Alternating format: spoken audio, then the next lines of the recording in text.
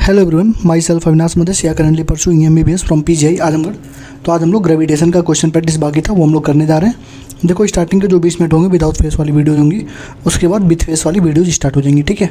दूसरी चीज़, इसके बाद हमारा रे ऑप्टिक्स ही बस बच रहा है और एक हमारा क्या बोलते हैं मैग्नेटिज्म का जो दूसरा पार्ट होता है मैग्नेटिज्म मैटर वाला, वो बच रहा है। अभी दोनों करा के फिर रे ऑप्टिक्स करा देता हूँ। ठीक है, चलो आ जाओ। पहला क्वेश्चन देखो, कह रहा है कि 3 इक्वल मासेज है। देखो 3 इक्वल मासेज 1 2 3 तीनों वर्टिसेस पे हैं। कह रहा है कि एक मास है 2m, बताओ यहाँ पे कितना फोर्स एक्ट कर रहा होगा। मुझसे पढ़ने वाले बच्चे जिन्होंने इलेक्ट्रोस्टैट पढ़ा होगा उनको मालूम होगा। भैया ने एक चीज़ बोली थी क्या, कि इसके वजह से इधर लगेगा, इसके वजह से इधर लगेगा, इसके वजह से इधर लगेगा, मतलब इन दोनों की वजह से फोर्स इधर, इन दोनों की फोर्स इधर, इन दोनों की वजह से इधर इधर, मतलब एक डायरेक्शन में किसी मान लो। ठीक है, तो तुम्हें एक चीज़ दिख रही होगी, अगर इधर फोर्स F लग रहा है तो ये दोनों तो 120 डिग्री पे है, तो इधर दोनों का नेट किधर लगेगा, नीचे लगेगा फोर्स। यानी ऊपर भी फोर्स ऊपर लग रहा है, नीचे फोर्स लग रहा है F, तो दोनों का F नेट कितना हो गया 0। लो, ये क्वेश्चन सेम तुमको इलेक्ट्रोस्टैट में कराया गया था कि नहीं, तुम मुझे बताओ। सेम तुमने इलेक्ट्रोस्टैट में ये क्वेश्चन किया था कि नहीं, याद कर लो, तुम्हें पता लग जाएगा कि हाँ किया था तुमने। ठीक है, तो ये हमारा सिंपल सा क्वेश्चन था, क्वेश्चन ही खत्म हो गया, एक ही लाइन का क्वेश्चन ही था। क्या था फिर बोल देता हूँ, फोर्स इधर, फोर्स इधर, फोर्स इधर, 120 डिग्री पे फोर्स F नेट क्या आता है, F के बराबर आता है। अरे 90 डिग्री पे √2F आता है, √2F। ठीक है, 60 डिग्री पे √3F आता है और 120 डिग्री पे F के बराबर ही आता है। बस पुट कर दिया, आंसर हमारा आ गया, खत्म कहानी। उसके बाद उसमें एक चीज़ और, एक क्वेश्चन और उसने पूछा है। उसने बोला है कि फोर्स क्या होगा अगर हम लोग मास को वर्टेक्स पे डबल करनी, इस मास को हम लोग 2m कर दें, मतलब इस मास को 2m। नया फिगर कैसे बनेगा ये देखो, लो इस मास को 2m कर दिया, इसको m ही रहने दो, इसको m ही रहने दो, और हमारा 2m यहाँ पे था। अब बताओ इस पर क्या हुआ। ठीक है, कुछ नहीं, F1 पहले निकालो इसके वजह से, तो फोर्स इक्वल टू क्या हो जाएगा G(m1m2), यानी 2m × 2m। डिस्टेंस कितना होगा, ये वाली डिस्टेंस कितनी होगी बोलो, डिस्टेंस कितनी दी होगी ना कुछ, AG BG सब कितना दिया है, 1 मीटर दिया है, तो ये डिस्टेंस कितनी होगी 1 मीटर। तो 1 का स्क्वायर कितना हो गया 4 GM का स्क्वायर। रुक जाओ, सॉरी, लो 4 GM का स्क्वायर, ये कितना F1 होगा ये वाली, इसके वजह से। ठीक, अब इन दोनों की वजह से क्या होगा ये भी निकाल लो। ठीक है, देख लो इन दोनों की वजह से क्या होगा, इन दोनों की वजह से जो भी होगा वो किसके बराबर होगा बोलो। रिजल्टेंट फोर्स पूछ रहा है ना हमसे, तो हमको F1 निकल गया, F2 और F3। F2 जितना F1 होगा उतना ही ये भी तो होगा। देखो तो मैं फिर से समझाता हूँ, जितना F1 लगा है उतना तो इन दोनों का जो रिजल्टेंट होगा वो भी होगा। समझे बात को, ऊपर वाला कंडीशन है यार मुन्ना। बस ये है कि इसमें M M M तीनों साथ इसलिए बराबर हो गया, कट आउट हो गया। यहाँ पे 2m है, m है, m है, तो बराबर होगा नहीं। तो सिंपल सी बात है, जितना ये फोर्स है ना वो ये फोर्स किसके बराबर होगा, ये फोर्स इन दोनों के रिजल्टेंट के बराबर होगा। समझे, क्योंकि इसकी वजह से फोर्स इधर, इसकी वजह से फोर्स इधर, तो इसका नेट रिजल्टेंट इधर, और ये जो नेट निकला है वो इसी F1 के बराबर होगा। ठीक है, तो हम लोग F2 निकाल लेते हैं। F2 मतलब F नेट। F2 कितना हो जाएगा ये, देखो सॉरी, देखो इसको F2 मान लो, इसको F3 मान लो, ये कितना हो जाएगा, ये हो जाएगा F2 sin 30। देखो देखो देखो देखो, इधर देखो, इधर देखो, यहाँ देखो, यहाँ देखो, ये कॉस, ये देखो, ये हमारा F2 कितना हो जाएगा sin 30, और ये कितना हो जाएगा F3 sin 30। सिंपल सी बात है, यानी ये F2 sin 30 ये हो जाएगा, F3 sin 30 ये हो जाएगा। सिंपल सी यार, इतना आसान आसान क्वेश्चन आता है। और इसके बराबर होगा F1 के, तो F1 इक्वल टू हो जाएगा F2 sin 30 plus F3 sin 30। बस सॉल्व कर लो, कितना हो गया, F1 कितना था 4 GM स्क्वायर था, F2 sin 30 का मतलब कितना हो जाएगा, F2 कितना होगा, फोर्स 2 कितना होगा भाई, फोर्स 2 कितना होगा बोलो, G × 2m × m, यानी कि 2m स्क्वायर। ठीक है, into 1/2 plus 2 GM square into 1/2, दोनों बराबर हैं। सॉल्व कर दो, कितना नेट हमारा कितना आ गया, नेट कितना आ जाएगा भाई, नेट फोर्स कितना आएगा। रुक जाओ यार, नेट निकालना है ना तुमको, तो क्या करना है, नेट निकालना है तुमको। F1 निकल गया, ये निकल गया, तो F नेट क्या होगा, F नेट F1 ज़्यादा है ना, तो इसमें से घटा दो ना, 4 GM स्क्वायर माइनस ये 2 से 2 कट जाएगा, GM square plus 2 GM square, 2 GM square कितना आ गया, लो 2 GM स्क्वायर हो गया, आंसर लो 2 GM स्क्वायर।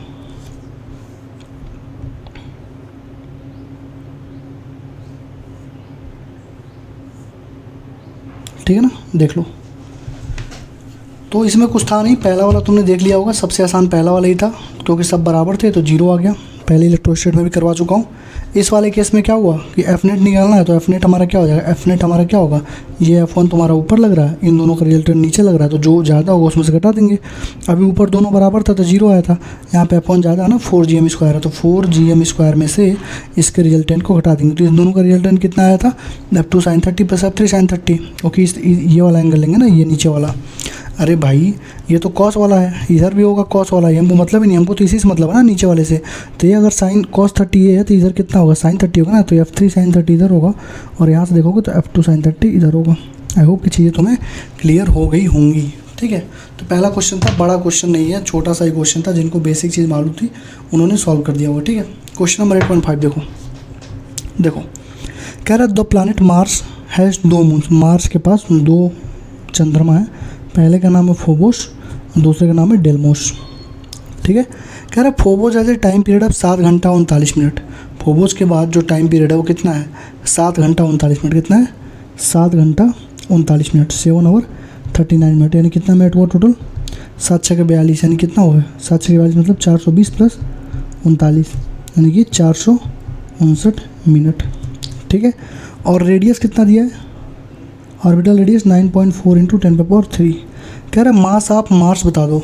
देखो तुमसे मास ऑफ मार्स पूछ लिया, अब देखो तुम्हारे पास देखो क्या क्या, तुम्हारे पास टाइम पीरियड है, ठीक है, तुम्हारे पास रेडियस है, तुमसे मास पूछा है, तो तुमको एक फॉर्मूला मालूम है। अधिकतर लोग क्या याद करते हैं, T² = क्या, R³, लेकिन वो ये पूरा याद क्यों नहीं करते हैं कि T² = होता है 4π² Gmm/R³, यही तो होता है, इंटू R³। ये इंपॉर्टेंट क्वेश्चन है, देख लेना। असली फॉर्मूला तो ये हमारा T² = 4π² G × m × m × R³, यही तो असली फार्मूला है। ये जो कांस्टेंट है उसकी वैल्यू ये होती है 4π² G × m × m। कोई दिक्कत, आई होप कोई दिक्कत नहीं हो रही। ठीक है, तो यहाँ से निकाल दो, बस हो तो गया।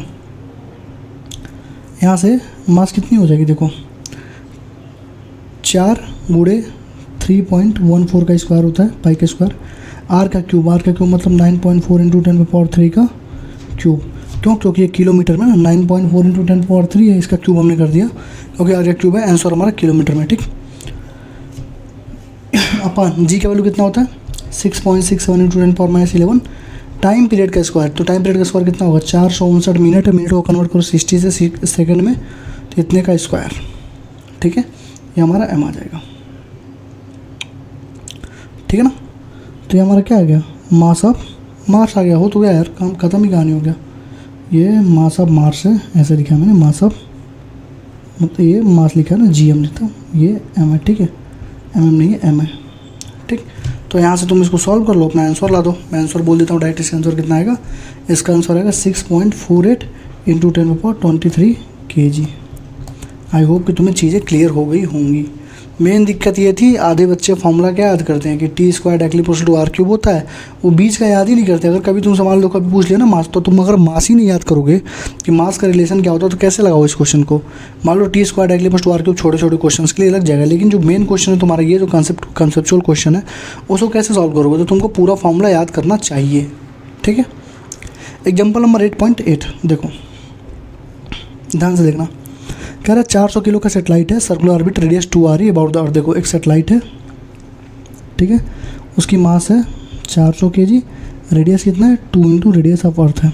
ठीक है, how much energy is required to transfer it to a circular orbit of 4 RE, मतलब 4 RE में अगर इसको भेजना है तो कितनी एनर्जी की हमको रिक्वायरमेंट पड़ेगी। यही तो है, सिंपल सी बात है। तो देखो तुमको एक चीज़ मालूम है, काइनेटिक एनर्जी का फॉर्मूला बता दो, काइनेटिक एनर्जी का फॉर्मूला बता दो,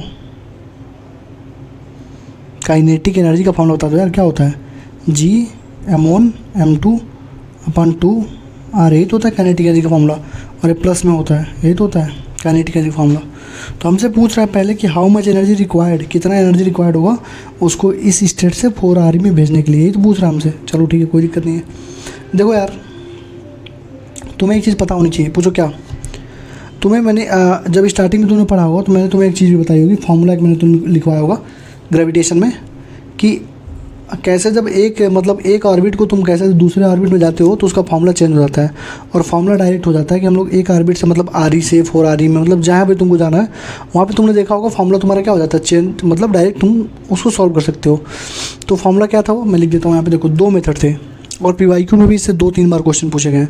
तो अभी जब PYQ कराऊंगा तो वहाँ पर भी तुम्हें दिख जाएगा कि हाँ दोनों मेथड से तुम क्वेश्चन को सॉल्व कर सकते हो एज यूजुअल जैसे पहले किया जाता था। ठीक है, देखो दोनों मेथड बता देता हूँ, दोनों में से कोई एक अप्लाई कर लेना, दोनों में से तुम्हारा आंसर आ जाएगा। ठीक है, देखो वर्क डन जो होता है वही तो हमारा एनर्जी होता है, मतलब उसको चेंज करने में, मतलब उसको एक ऑर्बिट से दूसरे ऑर्बिट में ले जाने के लिए जो वर्क डन होता है कितना होता है, mgh/1+h/r होता है पहली चीज़।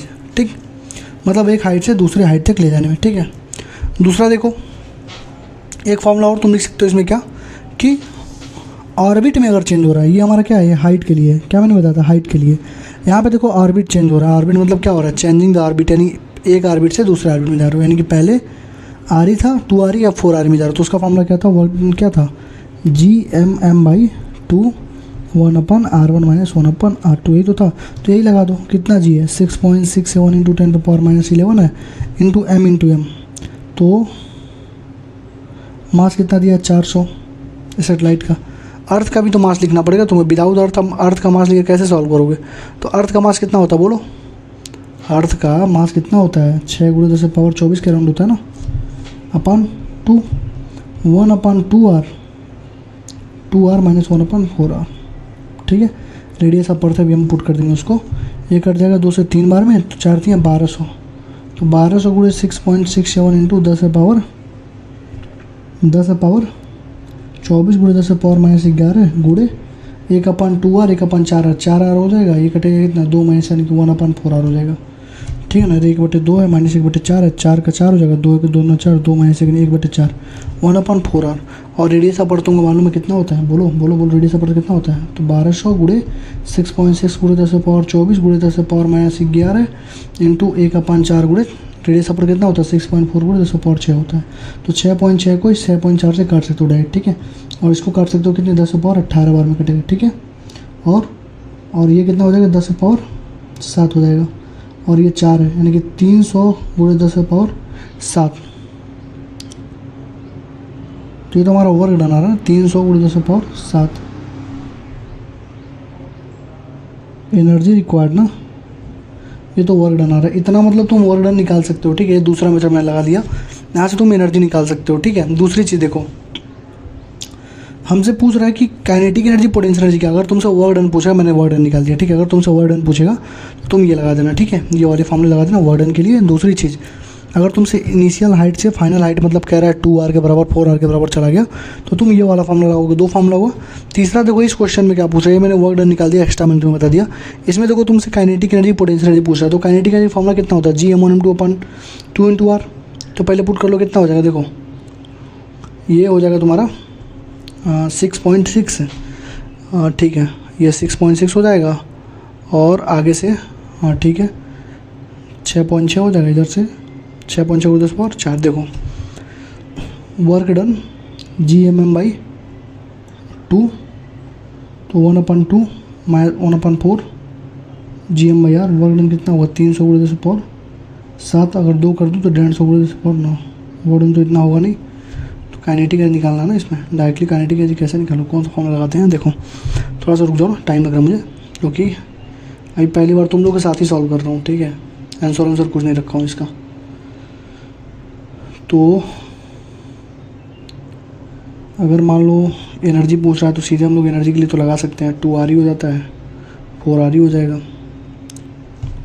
चलो इसे सॉल्व करते हैं, काइनेटिक एनर्जी। तो 6.67 × 10⁻11 मास एक का हो जाएगा 6 × 10⁻24, एक का मास हो जाएगा कितना 400/2r। तो 2 × r का वैल्यू कितना होता है, r का वैल्यू कितना होगा बोलो, इस r की वैल्यू कितनी दी हुई है 2r दी हुई है ना, तो 2r का मतलब कितना हो जाएगा 2 × 6.4, यानी कि लगभग हो जाएगा 12.8 हो जाएगा, 12.8 × 10⁻6। इसको सॉल्व कर दो, काइनेटिक एनर्जी कितनी आ रही है, तो काइनेटिक एनर्जी आ जाएगी यहाँ से 2 × 12.8, इसको 6.2 2 6.2 2 2 से कट जाएगा, इतना हो जाएगा 4.4, ये 6.62 6.25 × 10⁻9 जूल, ये हमारा काइनेटिक एनर्जी आ गया। अब देखो ये तुमने, मैं तुम्हें 2 चीज़ बता दिया, वर्क डन भी बता दिया, काइनेटिक एनर्जी बता दिया। अब देखो जब तुमको काइनेटिक एनर्जी मालूम चल गई तो तुमको एक चीज़ मालूम होगा कि जो पोटेंशियल एनर्जी होती है वो -2 टाइम्स काइनेटिक एनर्जी होती है कि नहीं होती, बोलो। तो कितना हो जाएगा ये हमारा कितना हो जाएगा, ये हो जाएगा 6.25 का 12.5 ना, तो -12.10⁻9 जूल। और टोटल एनर्जी क्या होती है, पोटेंशियल एनर्जी के काइनेटिक एनर्जी के ही मॉड के नेगेटिव में होती है, ठीक है। तो ये कितनी हो जाएगी, माइनस में 6.25 × 10⁻9 जूल, ठीक है। तो तुम्हें यहाँ से 2-3 चीज़ें सीखने को मिल रही है, मैं बता दे रहा हूँ तुमको। ये क्वेश्चन इंपॉर्टेंट है, करके जाना, ठीक है। ऊपर वाला भी इंपॉर्टेंट था, ये भी इंपॉर्टेंट है तुम्हारे बेसिक अंडरस्टैंडिंग के लिए। अब देखो यहाँ पे 2 चीज़ तुमको सीखने को मिल गई। पहला चीज़ क्या बता दे रहा हूँ, देखो पहला चीज़ तुमको ये सीखने को मिला कि अगर इनिशियल हाइट मान लो पहले रेडियस r था हमारे, और कह रहा है कि 2r तक पहुंच गया, तो हम डायरेक्ट ये फॉर्मूला लगाओ, सॉल्व करो। 2 बार नीट में पूछा गया, अभी लगाऊंगा, पीछे आगे देख लेना, ठीक है। दूसरी चीज़, अगर तुमसे वर्क डन बोला है चेंजिंग द ऑर्बिट में, तो ये लगा दो, यहाँ से लगा सकते हो। काइनेटिक एनर्जी फॉर्मूला तुमने लगा दिया, और तुमको मालूम है जितनी काइनेटिक एनर्जी होती है, मान लो 20 जूल काइनेटिक एनर्जी है, तो टोटल एनर्जी भी होगा 20 जूल, लेकिन निगेटिव में होगा। और पोटेंशियल एनर्जी कितना होगा, 2 टाइम्स होगा काइनेटिक एनर्जी का, यानी कि 40 जूल होगा, लेकिन निगेटिव में होगा, ठीक है। तो काइनेटिक एनर्जी जितनी होती है उसके इतना ही टोटल एनर्जी होता है, लेकिन निगेटिव में होता है। और पोटेंशियल एनर्जी 2 गुना होता है, लेकिन निगेटिव में होता है, ठीक है। तो ये हमारी चीज़ें थी।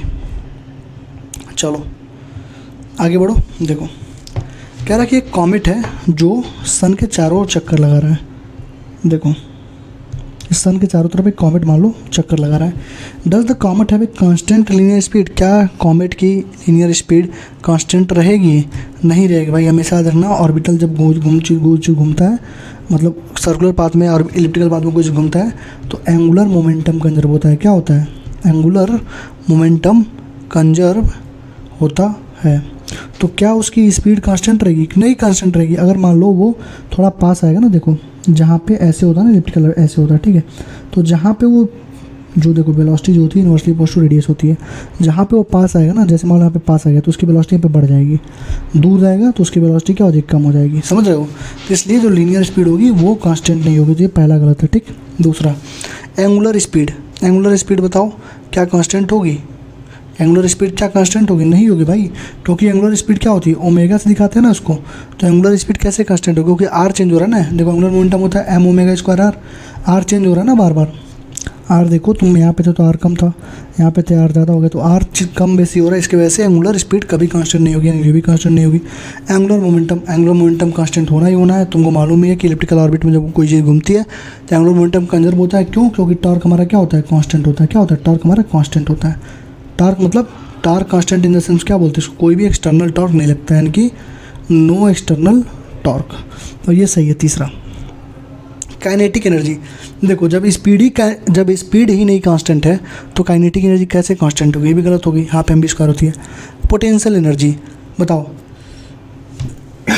पोटेंशियल एनर्जी कांस्टेंट रहेगी क्या? नहीं रहेगी भाई, टोटल एनर्जी कांस्टेंट रहती है। तो kinetic energy plus potential energy, जब स्पीड चेंज हो रहा था ना, तो काइनेटिक एनर्जी भी चेंज हो रहा था। तो काइनेटिक एनर्जी भी चेंज होगा तो पोटेंशियल एनर्जी क्या हो जाएगी हमारी? कैसे चेंज रहेगी भाई? पोटेंशियल एनर्जी भी कांस्टेंट नहीं रह सकती। तो पोटेंशियल एनर्जी भी कभी भी कांस्टेंट नहीं रहेगी, ठीक है। और टोटल एनर्जी कांस्टेंट रहती है। यानी कि 2 चीज़ याद रखना हमेशा कि जब भी कोई बॉडी सर्कुलर या एलिप्टिकल पाथ में रिवॉल्वेशन करती है तो वहाँ पे 2 चीज़ हमेशा कांस्टेंट होता है। पहला चीज़ हमारा क्या होता है? उसमें पहला चीज़ हमारा होता है क्या? बोलो। एंगुलर मोमेंटम कंजर्व रहता है और टोटल एनर्जी कंजर्व रहती है, ठीक है। Kinetic energy potential energy conserve नहीं रहती है। ये थियोरेटिकल क्वेश्चन है, यहाँ से क्वेश्चन तुम्हारे बन सकते हैं, ठीक है। क्वेश्चन नंबर 8.9 देखो, कह रहा है which of the following symptom is likely to afflict an astronaut in the space. कह रहा है कोई अगर एस्ट्रोनॉट स्पेस में चला गया तो उसको क्या क्या दिक्कत आ सकती है? बताओ क्या सोलन फीट हो सकता है? बोलो क्या सोलन फीट हो सकता है? नहीं हो सकता भाई, क्योंकि वेटलेसनेस की कंडीशन रहेगी ना वहाँ पे क्या रहेगी? स्पेस में क्या होती है? वेटलेसनेस की कंडीशन होती है। और हमारा पूरा वेट हमारा क्या होता है? यहाँ देखो, यहाँ पे बता दे रहा हूँ उसको। देखो जैसे मान लो ये स्पेस है तो हमारी ये बॉडी है, ठीक है। बॉडी हमारी ऐसी रहेगी, ठीक है। तो जब वेटलेसनेस की कंडीशन है तो हमारा पूरा वजन तो हमारे किस पे रहता है? हमारे पैरों पे रहता है। वहाँ पे जो वेटलेसनेस है तो यहाँ पे इसका मतलब ये हुआ कि यहाँ पर ये कंडीशन है तो हमारा फीट में कोई दिक्कत नहीं आ सकती, ठीक है। अब देखो सोलन फेस हमारा सोल हो सकता है, फूल सकता है थोड़ा बहुत, ये सही बात है। एस्ट्रोनॉट जो होते हैं, ठीक है। हेडेक हो सकता है, बिल्कुल सही बात है। ओरिएंटल प्रॉब्लम हो सकता है। क्यों? क्योंकि स्पेस की ओरिएंटेशन अलग अलग होती है, ठीक है। तो इस क्वेश्चन में हमको ये समझने को मिला कि अगर कोई बंदा स्पेस में जाता है तो उसके पैरों में दिक्कत नहीं होगी, क्योंकि उसके पास वेटलेसनेस की कंडीशन रहेगी। उसको मतलब कभी भारीपन महसूस ही नहीं होगा, तो उसको दर्द पीड़ा कुछ होगा ही नहीं, ठीक है। तो ये हमारा हो गया। ये देखो 8.12 ये एक अच्छा क्वेश्चन है, इसको इंपॉर्टेंट कैटेगरी में डाल रहा हूँ, देख लेना। ठीक, देखो कह रहा है रॉकेट को हम लोगों ने अर्थ से सन की तरफ मारा। ठीक है, हमारा अर्थ था, ये हमारा सन था, हमने इधर से मारा इसको। At what distance from the earth centre is the gravitational force on the rocket zero. किस डिस्टेंस पे जो ग्रेविटेशनल फोर्स है जीरो हो जाएगा। ठीक है, सिंपल सी बात पूछ रहा है। तो सपोज करो पूरी डिस्टेंस आर थी और इस एक्स डिस्टेंस पे क्या हो गया, वो जीरो हो गया। तो अगर ये एक्स है तो पूरा क्या होगा आर माइनस एक्स। जो लोग इलेक्ट्रोस्टैटिक पढ़े हैं उनको मालूम होगा ये क्वेश्चन ऐसे ही लगते हैं।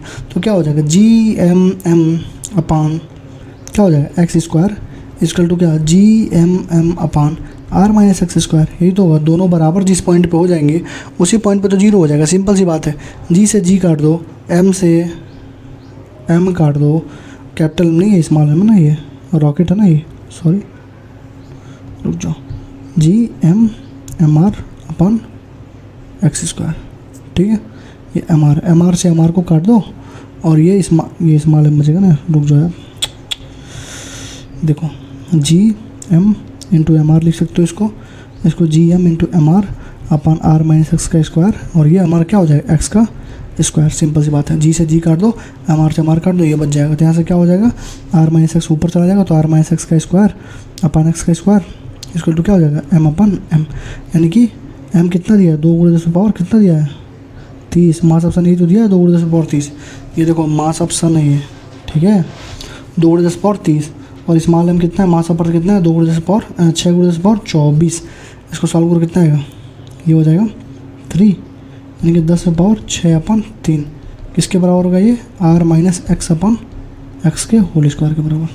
ठीक है, तो फिर यहाँ से क्या लिख सकते हो तुम, यहाँ से देखो मैथमेटिक्स आ गया ना यहाँ से। अब इसको सॉल्व करने में बहुत दिक्कत होगी हमको, मैथमेटिक्स बहुत बेकार चीज़ है। ठीक है, अंडर रूट में ले लो कितना आएगा, अंडर रूट ले लो दोनों का तो कितना आएगा 10⁻3 आएगा, ये √3 आएगा, ये R minus X upon X आ जाएगा। कोई दिक्कत नहीं होगी। तो यहाँ से तुम आर माइनस एक्स, तो आर बाई एक्स, इसको तुम आर बाई एक्स -1 लिख सकते हो, 10⁻3 अपन √3, इधर आएगा तो प्लस में हो जाएगा, तो 10⁻3 अपन √3 प्लस 1 इक्वल टू क्या हो जाएगा आर अपन एक्स हो जाएगा। तो यहाँ से क्या हो जाएगा ये ऑन एंड राउंड 10⁻3 अपन √3, क्योंकि ये बड़ा है ना तो 1 को नेगलेक्ट कर सकते हो यहाँ से। मैथमेटिक्स और कुछ है नहीं, यहाँ सॉल्व कर लो 1000 अपन 1.6 यानी कि 10⁻3, ये आर भी है ना तो इंटू कितना हो जाएगा, रुक जाओ एक्स वैल्यू हो जाएगा √3 आर अपन 10⁻3 यानी कि √3 इंटू आर की वैल्यू 1.5 × 10⁻, कितना दिया है 11 अपन 10⁻3, 10⁻8 हो गया, 2.6 इंटू 10⁻8 इसका आंसर हो जाएगा। देखो ये question important in the sense इसलिए क्योंकि बस तुम्हारे पढ़ने से इस क्वेश्चन को करने से बस एक क्वेश्चन सॉल्व नहीं हो रहा है, इससे तुम्हारे इलेक्ट्रोस्टैटिक के भी कंसेप्ट क्लियर हो रहे हैं। वहाँ पर भी अगर तुमसे कोई पूछ ले कि किस पॉइंट पे मतलब फोर्स इलेक्ट्रोस्टैटिक फोर्स जीरो होगा, तो तुम्हें कुछ नहीं करना है, तुम्हें बस एक कोई पॉइंट ले लो आर, एक होगा आर तो दूसरा एक कोई एक्स ले लो, दूसरा आर माइनस एक्स हो जाएगा, और दोनों को इक्वेट करके बराबर कर दो, तुम्हारा आंसर अपने आप आ जाएगा। ठीक है, वही चीज़ थी मेन चीज़ में। देखते हो क्या है, तुमने 1 को यहाँ पे नेगलेक्ट कर दिया, क्योंकि 1 अगर लेके चलते हो तो आंसर बहुत ही लेंदी हो जाता, इस वजह से तुमने उसको नेगलेक्ट कर दिया। ठीक है, तो हमारा हो गया। ठीक, ये तुम्हारे लिए होमवर्क रहेगा 8.13, क्योंकि वही चीज़ है, वेट पूछ रहा है, एस्टिमेट द मास पूछ रहा है, ऑर्बिटल रेडियस दिया है इतना। ठीक है, सॉल्व कर लेना। यहाँ देखो ये बोल रहा है कि बताओ कहाँ पर काइनेटिक एनर्जी ज़्यादा, क्या दिया काइनेटिक एनर्जी कहाँ पे ज़्यादा। मैंने एक चीज़ बोली थी कि भी इनवर्सली इक्वल टू आर होता है, जहाँ पे रेडियस कम होगा वहाँ पे वेलोसिटी ज़्यादा होगा, तो काइनेटिक एनर्जी भी ज़्यादा होगा, क्योंकि काइनेटिक एनर्जी क्या होती है ½ mv²। तो देख रहे हो एक चीज़ तुम्हें दिख रही होगी क्या, यहाँ पे सबसे कम है, यहाँ पे रेडियस सबसे कम है, तो वेलोसिटी सबसे ज़्यादा कहाँ होगी भी ए ज़्यादा होगी, फिर बी फिर बी सी, तो काइनेटिक एनर्जी ज़्यादा होगी ए फिर बी फिर सी। ठीक है, क्योंकि रेडियस वेलोसिटी जो होती है इनवर्सली प्रोपोर्शनल टू आर होती है। मतलब ये कहता है कि जब सन के पास जब प्लैनेट आता है तो उसकी स्पीड बढ़ जाती है, दूर जाता है तो स्पीड घट जाती है, तो भी is inversely proportional to 1/r हो जाती है। ठीक है, यहाँ पे देखो वही है, planet moving in the elliptical orbit है, v1/v2 पूछ रहा है, इनवर्सली प्रोपोर्शनल होता तो r2/r1 हो जाएगा। सिंपल सी बात है, अरे भी इनवर्सली प्रोपोर्शनल टू r होता है ना, तो क्या हो जाएगा r2/r1 हो जाएगा। सिंपल सी बात है। यहाँ देखो क्वेश्चन नंबर 3 देखो, कह रहा है कि the shaded area on the figure show elliptical path है, शेडेड एरिया जो SCD हमारा ये वाला एरिया है, SCD ये वाली इस ट्वाइस द, ये इसके 2 गुना एरिया के 2 गुना है। ठीक है, तो लिख लो क्या एरिया जो है SCD का वो 2 गुना एरिया ऑफ SAB है। ठीक है, तो सी से डी जाने में कितना टाइम लगेगा, सी से डी जाने में जो टाइम लगेगा T1 वो 2 गुना T2 लगेगा। सिंपल सी बात है। तो क्या T1 equal to 2T2, simple सी बात है। अरे भाई जब एरिया 2 गुना है तो उसको टाइम भी तो 2 गुना लगेगा कवर करने में। सिंपल सी बात है यार, इंपॉर्टेंट लिख लो, कॉन्सेप्ट है याद रखना। अगर एरिया 2 गुना है तो टाइम तो 2 गुना होगा ही होगा। सिंपल सी बात है ना ये, इसमें कौन सी बहुत बड़ा कौन सा साइंस है। अगर सिंपल सी बात है यार, देखो अगर मुझे एरिया ज़्यादा हो गया, एरिया अगर 2 गुना लग गया, एरिया अगर 2 टाइम्स हो गया तो तुमको टाइम भी तो 2 गुना लगेगा भाई। तुमको पहले यहाँ से आ जाना था x, अब तुमको 2 गुना जाना है 2x, तो तुमको टाइम लग रहा था पहले t, तो अब कितना लगेगा 2t लगेगा। सिंपल सी बात है यार। तो T1 इक्वल टू 2t हो जाएगा। ठीक, चौथा देखो ये इंपॉर्टेंट, ठीक है, छोटा सा इंपॉर्टेंट देखो। तो कह रहा है period of revolution of planet A है, प्लैनेट बी है। तो ए का जो पीरियड ऑफ रिवोल्यूशन क्या है, वो ए का जो पीरियड ऑफ रिवोल्यूशन क्या है वो 8 टाइम्स बी, यानी 8 टाइम टी बी है, ये टी बी है। तो डिस्टेंस ऑफ ए कितना ज़्यादा होगा, तो टी स्क्वायर इजकल डायरेक्टली बस टू आर क्यूब होता है। तो T A upon T B का स्क्वायर इज डायरेक्टली बस to R A upon R B का क्यूब होता है। तो टी ए दिया है कितना 8 T B upon T B का स्क्वायर, तो कितना कट जाएगा, ये कितना हो जाएगा 8 8 64 equal to R A upon R B का क्यूब। तो R A upon R B equal to क्या हो जाएगा क्यूब रूट 64, यानी 4 तो को 4 गुणे 4 गुणे 4 हो जाएगा, यानी 1 4 बाहर आ जाएगा। R A upon R B equal to क्या हो जाएगा 4 हो जाएगा, यानी कि 4 गुना ज़्यादा। आर ए कितना है 4 टाइम्स आर बी है, यानी कि 4 गुना ज़्यादा है। कोई दिक्कत, आई होप कोई दिक्कत नहीं हो रही होगी। तो सिंपल सा तुमसे बोला था मैंने T square directly equal to R cube तुम याद करते हो, तो तुम क्यों नहीं याद करते हो जो मेन फार्मूला है उसका। तो मेन फार्मूला याद किए रहोगे, तुमसे कभी मास ऑफ प्लैनेट वगैरह पूछेगा भी तो वहाँ पे सॉल्व कर दोगे। जब मेन फार्मूला ही नहीं याद करोगे तो फिर तो जाओगे ना यार, फिर तो गच्चे में गिरना ही है तुमको। ठीक है, ये लो 5 वाला क्वेश्चन तुम्हारे लिए होमवर्क करके आना। ठीक है, अरे तुमको डिस्टेंस दे दिया, आर की वैल्यू दे दी, तुमसे टाइम पीरियड का रेशियो पूछ रहा है, T square directly equal to R cube कर दो, आंसर आ जाएगा। ठीक है, ये देखो 7वां कह रहा है लार्जेस्ट एंड शॉर्टेस्ट डिस्टेंस अपर। तो देखो ये इलिप्स हमारा बनता है यहाँ पे, देखो तो ये हमारा एक बनता है मेजर एक्सिस आर होता है जिसको, और ये डिस्टेंस होती है R1, ये डिस्टेंस होती है R2। तो तुमको मालूम होना चाहिए कि जो प्रॉपर्टी है इलिप्स होता है वहाँ पे होता है 2 अपन, ये तो कभी तुमसे पूछेगा नहीं है। ठीक है, तुम्हारे सिलेबस में है नहीं, बस याद रख लेना कि 2 अपन R जो होता है 1 अपन R1 प्लस 1 अपन R2 के बराबर होता है। तो ये R कितना हो जाएगा 2R1 R2 अपन R1 प्लस R2। लो 7 का C, इसको याद कर लो। ठीक है, क्योंकि ये प्रॉपर्टी ऑफ एलिप्स जो है ना ये मैथमेटिक्स की चीज़ है। अगर किसी को प्रॉपर्टी ऑफ एलिप्स नहीं मालूम हो, ये प्रॉपर्टी ऑफ एलिप्स है कि 2/r जो होती है ये वो 1 अपन R1 प्लस 1 अपन R2 के बराबर होती है। अगर किसी बच्चों के ना मालूम है तो कहाँ से करेगा वो। ठीक है, इसलिए ये क्वेश्चन तुम याद कर लेना लास्ट में। ठीक है, तुम्हें ज़्यादा पढ़ने की जरूरत नहीं है। ठीक, यहाँ देखो 2 एस्ट्रोनॉट है floating in the gravitational free space after having lost contact with their space piece. मतलब कि स्पेसशिप, मतलब कि कोई मान लो 2 लोग गए मून पे, मतलब किसी भी प्लैनेट पे, वहाँ पे वो लोग स्पेस में खो गए, उनका मान लो ब्लास्ट हो गया, वो स्पेस में खो गए। तो जब स्पेस में वो खो गए तो मुझे ये बताओ कि क्या उन एक्सटर्नल फोर्स कोई लग रही होगी, कोई एक्सटर्नल फोर्स लग रही होगी? नहीं लग रही होगी भाई। बस मान लो ये बॉडी ए थी, ये बॉडी बी थी, दोनों के बीच में बस ग्रेविटेशनल पुल लग रहा होगा, और ग्रेविटेशनल पुल हमेशा आपस में एक दूसरे को अपनी तरफ खींचता है, तो ये दोनों एक दूसरे की तरफ मूव करेंगे क्योंकि बाहर से कोई फोर्स लग ही नहीं रही होगी। ठीक है ना, आई होप की चीज़ें तुम्हें क्लियर हो गई होंगी। ठीक, अब देखो ये देखो क्वेश्चन Kepler-3 लॉ। अब तुमको बस इतना मालूम होता है T square directly equal to R cube, तो कैसे करते हैं यार इस क्वेश्चन को। और किसी बच्चों को ये मालूम है कि टी स्क्वायर इक्वल टू होता है 4πr square upon GM into R cube. तो बस खत्म हो गया। तुमसे के ही तो पूछा है, तुमसे क्या पूछा है, उसने पूछा क्या के बता दो, तो उसने क्या पूछा के बता दो। उसने दिया कि टी स्क्वायर जो है वो के आर क्यूब के बराबर है, यानी यहाँ पे तुम देख रहे हो कि के जो हमारा 4π स्क्वायर अपान GM के बराबर है। हमसे कह रहा है जी और के में क्या रिलेशन है भाई, जी और के में क्या रिलेशन भाई, तो जी के इक्वल टू क्या होगा 4π स्क्वायर, जी के एम क्या हो गया 4π स्क्वायर हो गया, डी हो गया 9 का डी। लो देख लो। तो अगर तुम्हें ये मालूम ही नहीं होता कि टी स्क्वायर इक्वल टू क्या होता है, टी इक्वल टू होता है, टी स्क्वायर इक्वल टू क्या होता है 4π square upon GM into R cube, तो तुम अगर रट्टा मार रहे हो T square directly equal to R cube, T square directly equal to R cube, तो गलत कर दोगे ना भाई। कैसे करोगे ये जल्दी से, तो फिर तुम्हें यहाँ पे माथापच्ची करनी पड़ती। इसीलिए जो मेन फार्मूला होता है, जो बेसिक चीज़ होती है, पहले वो याद करते हैं, उसके बाद उसका ट्रिक बनाते हैं। तो T square directly equal to K R cube हो जाएगा। ठीक है, ये देखो मैंने क्या बोला था, इलेक्ट्रिक पोटेंशियल, इलेक्ट्रिक फील्ड और इलेक्ट्रिक पोटेंशियल वाली चीज़ याद रखो। इलेक्ट्रिक फील्ड वाली चीज़ पूछ रहा है तो इलेक्ट्रिक फील्ड तुमको मालूम है क्या होती है, ऐसे होती है, इलेक्ट्रिक फील्ड कहाँ होती है, वहाँ पे मेटल्स, उसमें केस में जो मैंने इलेक्ट्रोस्टैटिक बताया था, तो वहाँ पे क्या बोला था कि जो यहाँ पे होती है उसी का उल्टा ग्रेविटेशन में होता है, मतलब यहाँ पे प्लस एक्सिस में होगी तो वहाँ पे नेगेटिव एक्सिस बन जाती है। ये लो, ये इसका आंसर होगा, लो सॉरी ये इसका आंसर होगा 10वां का है।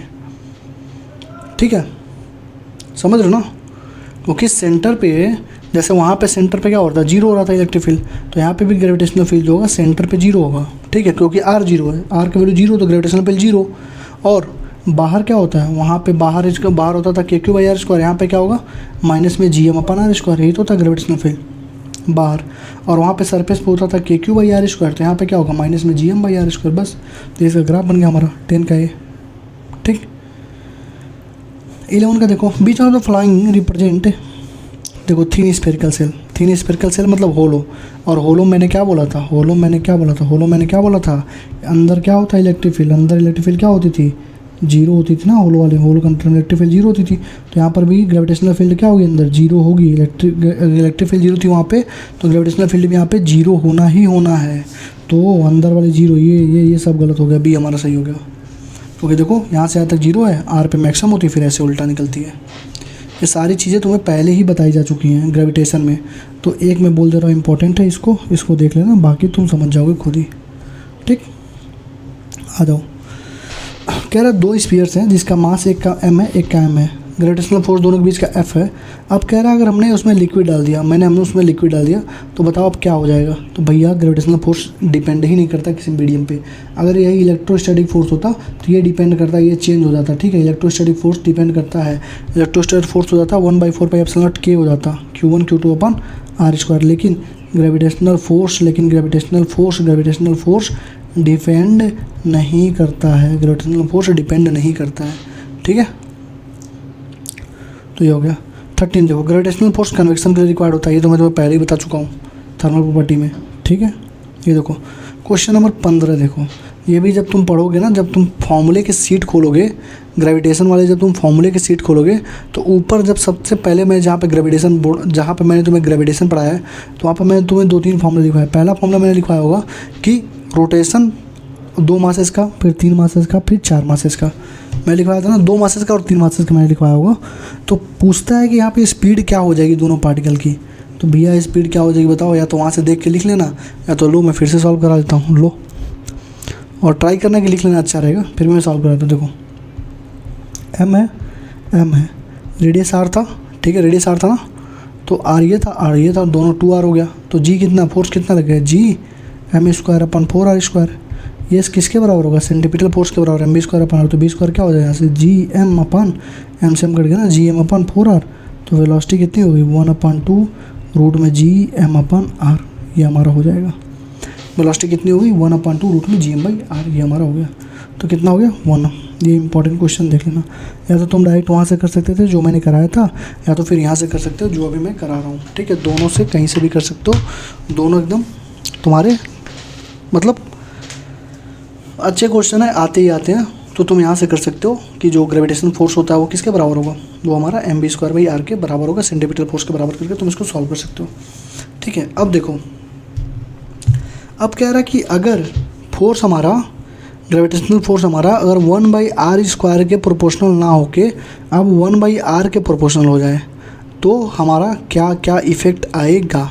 ठीक है, तो अब तुम मुझे ये बताओ, तुम्हें मैंने 2 चीज़ बोला था। ठीक है, देखो क्या बोला था कि अगर gravitational force nth power of distance पे होगा, देखो मैंने बोला था तुम्हें कि अगर ग्रेविटेशनल फोर्स, मैंने क्या लिखवाया था वहाँ पे कि जो ग्रेविटेशनल फोर्स है अगर वो inversely proportional to nth power of distance है, nth पावर ऑफ डिस्टेंस यानी कि inversely proportional to 1/nth power of distance है, तो जो वेलोसिटी हो जाती है वो डायरेक्टली इक्वल्स टू r पे पावर 1 - n/2 हो जाती है, और जो टाइम पीरियड होता है डायरेक्टली इक्वल्स टू r पे पावर 1 + 1/2 हो जाती है। ये लिखवाया था ना मैंने। अब यहाँ पे तुमसे पूछ रहा है कि वेलोसिटी कितनी हो जाएगी, तो लिखो ना velocity directly equals to r पे पावर 1 माइनस कितनी हो गई है, पावर कितना है बोलो, पावर कितना है, पावर हो गया है हमारा, पावर हो गया कितना 1 के प्रोपोर्शनल है, तो 1 - 1/2 यानी कि B directly post R power 0, यानी इंडिपेंडेंट हो जाएगा। और एक अच्छा क्वेश्चन है ये, ठीक है, इंडिपेंडेंट हो जाएगा। तो अगर तुमको फॉर्मूले ये नहीं याद होते तो तुम भैया लगाते रहते अपना ग्रेविटेशनल फोर्स, आधी चीज़ें। यहाँ पे मेन चीज़ है कंपटीशन किसके बीच में है, तुम्हारा कंपटीशन तुम्हारे खुद से भी है और बाकी लोगों से भी है। और बाकी लोगों से इन द सेंस है कि कौन कितना जल्दी क्वेश्चन को सॉल्व कर लेता है, टैकल कर लेता है, ठीक है। तो अगर तुम्हें क्वेश्चन ही नहीं मालूम रहेगा टैकल करने के लिए तो तुम फालतू का 10 मिनट, अगर तुम 10 मिनट में सॉल्व कर रहे हो किसी क्वेश्चन को तो क्या मतलब है। 2-3 मिनट तुमको 4 मिनट लगता है सोचने में कैसे सॉल्व करोगे। और तुमको डायरेक्ट अगर ये चीज़ मालूम होती है कि यूनिवर्सली प्रोपोर्शनल होता है तो वेलोसिटी हमारी ये होती है, मान लो अगली बार टाइम पीरियड पूछेगा तो Rn+1/2 हो जाता है। बस सॉल्व करके तुम क्वेश्चन यहाँ से लगा सकते थे, ठीक है, ठीक है ना। देखो क्वेश्चन नंबर 58 देखो, कह रहा satellite of mass m is orbiting the earth of radius r at height h from its surface, the total energy of satellite in the term of g0, the value of acceleration due to gravity. देखो क्या कह रहा है कि कोई satellite इसकी मास m है, वो रिवॉल्व कर रही है अर्थ के around at a height h। मान लो ये सरफेस h था, सरफेस रेडियस हमारी r पे थी और ये हमारा हाइट h पे रिवॉल्व कर रहा था। कह रहा है total energy of the satellite in the term of g0, the value of acceleration. मतलब यार सिंपल सी क्वेश्चन पूछ रहा है तुमसे, वो पूछ रहा है, ठीक है, कुछ मत करो। टोटल एनर्जी कितनी होती है, potential energy plus kinetic energy. Potential energy इसका कितना होगा, माइनस में G(m)/r+h, यही तो होगा, सेंटर से देखते हैं ना। प्लस काइनेटिक एनर्जी कितनी होगी, हाफ mv² होगी, ठीक है। बस पुट कर दो, देखो। और ये भी तो होगा, देखो ये भी तो लिख सकते हो, mv² upon r+h, mv² upon r+h equal to G(m)m upon r+h का स्क्वायर। ये भी तो लिख सकते हो भाई, नहीं लिख सकते हो क्या। mv² अपन r जो होता है, जो सेंटीपिटल फोर्स होगा वो ग्रेविटेशनल फोर्स के बराबर होगा। तो उससे mv² अपन r+h, क्योंकि हमारा हाइट h पे है तो mv² upon r+h is equal to G(m)m upon r+h का स्क्वायर। पोटेंशियल मतलब वो उसके बराबर हो गया। बस दोनों को सॉल्व कर दो। इक्वेशन नंबर 2 मान लो, इसको इक्वेशन नंबर 1 मान लो, और तो इसको सॉल्व करोगे तो कितना होएगा, बस सॉल्व कर लो यार। यहाँ से v² कितना है, यहाँ से v² आ गया Gm अपन r+h। अरे यार तुमको निकालने की जरूरत नहीं, तुमको मालूम होती है वेलोसिटी की जो होती है ना वैल्यू, वेलोसिटी जो होती है रूट में Gm अपन r ही होती है। और किसी हाइट पे जब हम लोग जाते हैं तो ऑर्बिटल वेलोसिटी कितनी होती है, रूट में Gm अपन r+h हो जाती है। और तुमसे ऑर्बिटल वेलोसिटी, इसके वेलोसिटी कितनी होती है, रूट में 2 टाइम्स v0, यही तो होती है। इतनी सारी चीज़ें तो मैं पहले ही पढ़ा चुका हूँ, तो ये निकालने की क्या जरूरत है, तुम सीधे याद करो ना, v² equal to Gm upon r+h हो जाता है यहाँ से। और तुम इसको पुट कर दो यहाँ पे, तुम्हारा आंसर आ जाएगा। तो कितना हो जाएगा, देखो माइनस में G(m)m अपन r+h प्लस में हाफ G(m)m अपन r+h, बस यही तो था। तो ये कितना हो गया, माइनस में 1/2 G(m)m अपन r+h। सॉल्व कर लो यहाँ से, G(m)m अपन r+h, ठीक है। तो हो जाएगा माइनस में हाफ Gm अपन r² इंटू mr² अपन r+h। मैंने ऊपर नीचे r² से मल्टीप्लाई कर दिया। मैंने ऊपर नीचे r² से मल्टीप्लाई क्यों किया, क्योंकि हमारा आंसर G0 में चाहिए। और तुमको मालूम है mg0 इक्वल टू क्या होता है, देखो Gme इक्वल टू क्या होता है, Gr², ये तो होता है। तो यहाँ से मैंने निकालने के लिए उसको Gme से मल्टीप्लाई मतलब r² से मल्टीप्लाई कर दिया। तो कितना हो जाएगा, माइनस में mg0 हो गया, r² हो गया, नीचे आ जाएगा क्या 2r+h। लो कितना आंसर होगा, 58 का B। लो और एक चीज़ याद रखना, इसको रिपीट कर लेना एक बार, इंपॉर्टेंट है। और तुम्हें बता दूं 2018, 15, 16 इसके क्वेश्चन हार्ड आए थे, तो इसके लिए परेशान मत होना कितने बड़े बड़े क्वेश्चन आए थे। बाकी सारे क्वेश्चन देखोगे तुम अभी जब लगवाऊंगा, एकदम हलवा हलवा क्वेश्चन हैं, एक एक लाइनर के क्वेश्चन है, बस सॉल्व करते हुए आगे बढ़ जाओगे, ठीक है। तो ये हमारा हो गया, ठीक है। 59 का डी होगा। अभी तुमको ऊपर फॉर्मूला लिखवाया था Gm, क्या लिखवाया था, Gm(m)/2 1/r1 - 1/r2 होता है, वही तो लिखा हुआ है ये, जब तुम एक ऑर्बिट से दूसरे ऑर्बिट में उसको ट्रांसफ़र करते हो, ठीक है। 60 देखो, 60 नंबर देखो, कह रहा है कि 2 ऑर्बिटल हैं, 2 सैटेलाइट हैं S1 और S2, सेम ऑर्बिट में है। पहले का मास जो है 4m है, इसका मास m है। तो बताओ दोनों में से कौन सा ट्रू है। तो पहला देखो, potential energy of earth and satellite in the 2 cases are same. तो पोटेंशियल एनर्जी कैसे सेम होगा भाई, पोटेंशियल एनर्जी कैसे सेम हो सकता है, बताओ। पोटेंशियल एनर्जी क्या होता है, Gm/r। तो पोटेंशियल डायरेक्टली टू मास है, एक का 4m एक का m है, तो ये तो गलत हो गया, पहला गलत हो गया, ठीक है। दूसरा देखो, दोनों की सेम स्पीड, ये सही है, क्योंकि जो स्पीड होती है ऑर्बिटल स्पीड होती है उसके फार्मूले में भले g/r होता है, लेकिन ये मास पे डिपेंड नहीं करती है, ठीक है, मास पर डिपेंड नहीं करती है, बताया था ना मैंने। तो ये एक अच्छा क्वेश्चन तुम्हारे लिए बन सकता है थ्योरेटिकल पॉइंट ऑफ व्यू से, तो इसको अच्छे से कर लेना, ठीक है। तो बी हमारा सही ऑप्शन होगा, ठीक। 66 देखो, कह रहा है एक बॉडी है, मास 60 ग्राम है, ग्रेविटेशनल फोर्स 3 न्यूटन। देखो मास कितना है, 60 ग्राम है, ठीक है। फोर्स कितना है, ग्रेविटेशनल फोर्स कितना है, 3 न्यूटन। मैग्नीट्यूड था ग्रेविटेशनल फील्ड इंटेंसिटी पूछ रहा है। ग्रेविटेशनल फील्ड इंटेंसिटी क्या होती है, फोर्स अपॉन मास होती है, यही तो होती है ग्रेविटेशनल फील्ड इंटेंसिटी। तो इंपॉर्टेंट है, फॉर्मूला याद रखना। ग्रेविटेशनल फील्ड इंटेंसिटी कितनी होती है, फोर्स अपॉन मास होती है। फोर्स कितनी है, 3 है न्यूटन, और मास कितना है, 60 × 10⁻³ है। इतना आसान क्वेश्चन था। ऊपर चला जाएगा 3 × 10⁻³ अपॉन 60 हो जाएगा, ये कटेगा 20 बार में, और 1000 × 20 कितना होगा, 50 न्यूटन पर केजी हो जाता है। लो 66 का बी सॉल्व कर लो, ठीक है ना। 68 नंबर देख लीजिए भैया। अभी ये क्वेश्चन आपने ऊपर किया है, फिर से करा देता हूँ। कह रहा है कि कहाँ पे ग्रेविटेशनल फील्ड 0 होगी, तो ग्रेविटेशनल फील्ड 0 कहाँ पे होगी। मान लो एक m है, एक 9m है, मान लो x वाले पॉइंट पे 0 है, तो टोटल r था, तो r - x हो जाएगी। तो पुट नहीं करना है तुम्हें। अब क्या लिखोगे, माइनस में लिखो यहाँ पे क्या, gm/x² = g × 9m upon r - x², यही तो होगा। तो कितना हो जाएगा, 1/x हो जाएगा, कोई g से g कटेगा, n बाई n से कट जाएगा, 3/r - x हो जाएगा, ठीक है ना। क्योंकि 1/x² है ना, तो ये रूट में जाएगा ना, तो 3 हो जाएगा। सिंपल डायरेक्ट में कर दिया हूँ। तो x की वैल्यू क्या हो जाएगी, यहाँ से x की वैल्यू हो जाएगी r/4 × r - x। ये कितना हो जाएगा, 3r/4। अब देखो ये 3r/4 हो गया ना x की वैल्यू। अब तुमसे पूछ रहा है क्या, ये बता दो। x की वैल्यू नहीं पूछ रहा है, ध्यान सुनना, x की वैल्यू नहीं पूछ रहा है, वो पूछ रहा है ग्रेविटेशनल पोटेंशियल वहाँ पे कितना होगा जहाँ पे ग्रेविटेशनल फील्ड 0 होगा। तो तुमको मालूम चल गया x की वैल्यू 3r/4 पे 0 होगा। अब ग्रेविटेशनल पोटेंशियल फॉर्मूला लगा दो। पोटेंशियल क्या होता है, स्केलर क्वांटिटी होता है, तो तुम सीधे क्या करते हो, जोड़ते हो ना ग्रेविटेशनल पोटेंशियल को। याद करो इलेक्ट्रोस्टैट में कैसे जोड़ते थे। तो पहला क्या हो जाएगा, माइनस में gm/r/4 हो जाएगा, दूसरा में माइनस में फिर g × 9m/3r/4, यही तो होगा। अरे भाई देखो यहाँ पे कितना हो गया, ये इस 9m की वजह से कितना होगा बोलो, 3r/4 यहाँ पे था, ये r/4 था। तो सॉल्व कर लो ना। x की वैल्यू कितनी है, x की वैल्यू है 3r/4, तो r - x कितना आ जाएगा, r - x आ जाएगा r/4। तो ये 3r/4 r/4, बस पुट कर दो, सॉल्व कर लो। दोनों में से कहीं से पुट करो यार, एक ही चीज़ है कि आंसर आना है।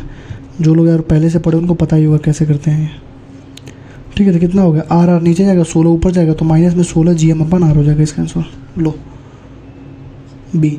और एक अच्छा क्वेश्चन है, one of the important question है। यहाँ पे आधे बच्चे गलती अगर तो उसने मतलब अगर उसने ऑप्शन दे दिया होता 3r/4, तो आधे लोग 3r/4 मार के चले जाते। क्यों, क्योंकि वो उनको ये लगता है कि न्यूट्रल पॉइंट पूछ रहा है कहाँ पे 0 है, लेकिन वो पूछ रहा है ग्रेविटेशनल पोटेंशियल, और ग्रेविटेशनल पोटेंशियल उस पॉइंट पे पूछ रहा है जहाँ पे ग्रेविटेशनल फील्ड हमारी क्या हो, 0 हो। तो इसका तुम्हें ध्यान रखना पड़ेगा, ठीक है। तो ये हमारा ग्रेविटेशन खत्म हो गया, इसका बाद रैप्टिक्स बची है। इसके बाद अभी जो बाकी पोर्शन इसमें जोड़ दे रहा हूँ, अच्छे से क्वेश्चन प्रैक्टिस कर लो, ठीक है, हर एक टॉपिक के, ठीक है।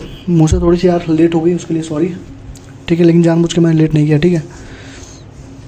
तो आराम से पढ़ाई करो, ठीक है। मेरे भी पेपर चल रहे हैं, अभी देखो पेपर था 4:30 बजे तो आया हूँ, तो ठीक है। Thank you, all the best, पढ़ाई करते रहो, ठीक है ना।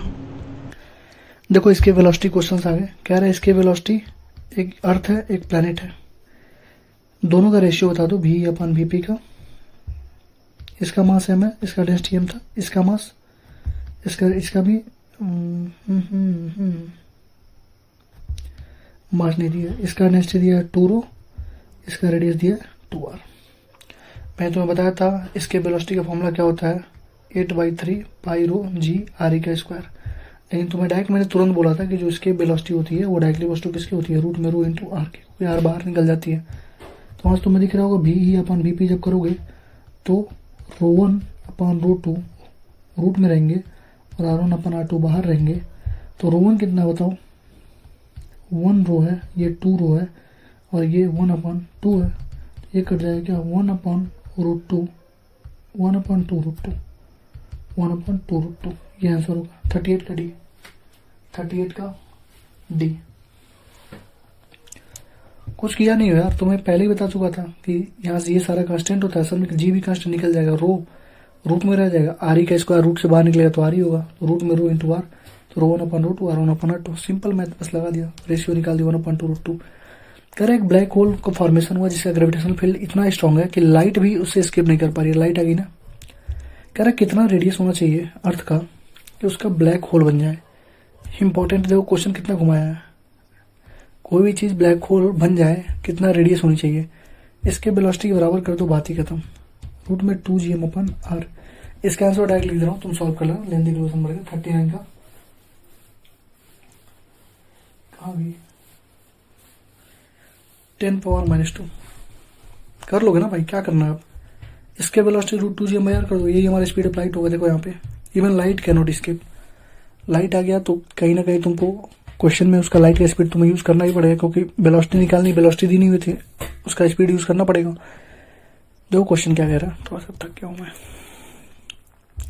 एक ब्लैक होल है जिसका ग्रेविटेशनल फील्ड इतना स्ट्रांग है कि इवन लाइट भी एस्केप नहीं कर पा रही है। कितने अप्रोक्सीमेट रेडियस तक कितना होगा कि उसको कंप्रेस कर दिया एक ब्लैक होल में, तो लाइट एस्केप नहीं कर पा रही है, ब्लैक होल बन रहा है, तो इसके वेलोसिटी है, लाइट है, इसके वेलोसिटी फॉर्मूला कितना होता है, रूट में 2gm/r, उसी को c के बराबर कर दो, अपना आंसर लिख दो, तो क्या हो जाएगी c का स्क्वायर इक्वल टू हो जाएगा 2gm/r, तो r इक्वल टू हो जाएगा 2gm/c का स्क्वायर। सॉल्व कर लेना, 2 गुणे g का वैल्यू 6.67 इंटू 10⁻⁻11 है, मास ऑफ अर्थ कितना दिया है 6 मान लो, 6 गुणे 10⁻24 मान लो, 5.98 को 6 मान लो, c का स्क्वायर 3 गुणे 10⁸ का स्क्वायर, इसको सॉल्व करोगे तो 10⁻⁻² मीटर आ जाएगा।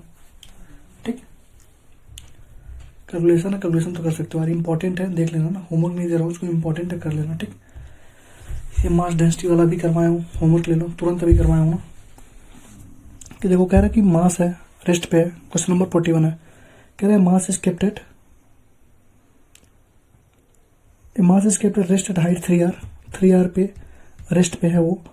द मिनिमम स्पीड, किसी स्पीड को उसको प्रोजेक्ट किया जाए कि वो वापस ना आए, तो क्या होता है, इसकेप स्पीड होता है ना, इसके वेलोसिटी बताया तो ना मैंने, इसके वेलोसिटी वो वेलोसिटी होती है जिससे उसको फेंक दोगे तो फिर वापस नहीं आएगा, तो कितनी होती है, रूट में 2gm/r, यानी कि gm/r 2gm/r 1/2, तो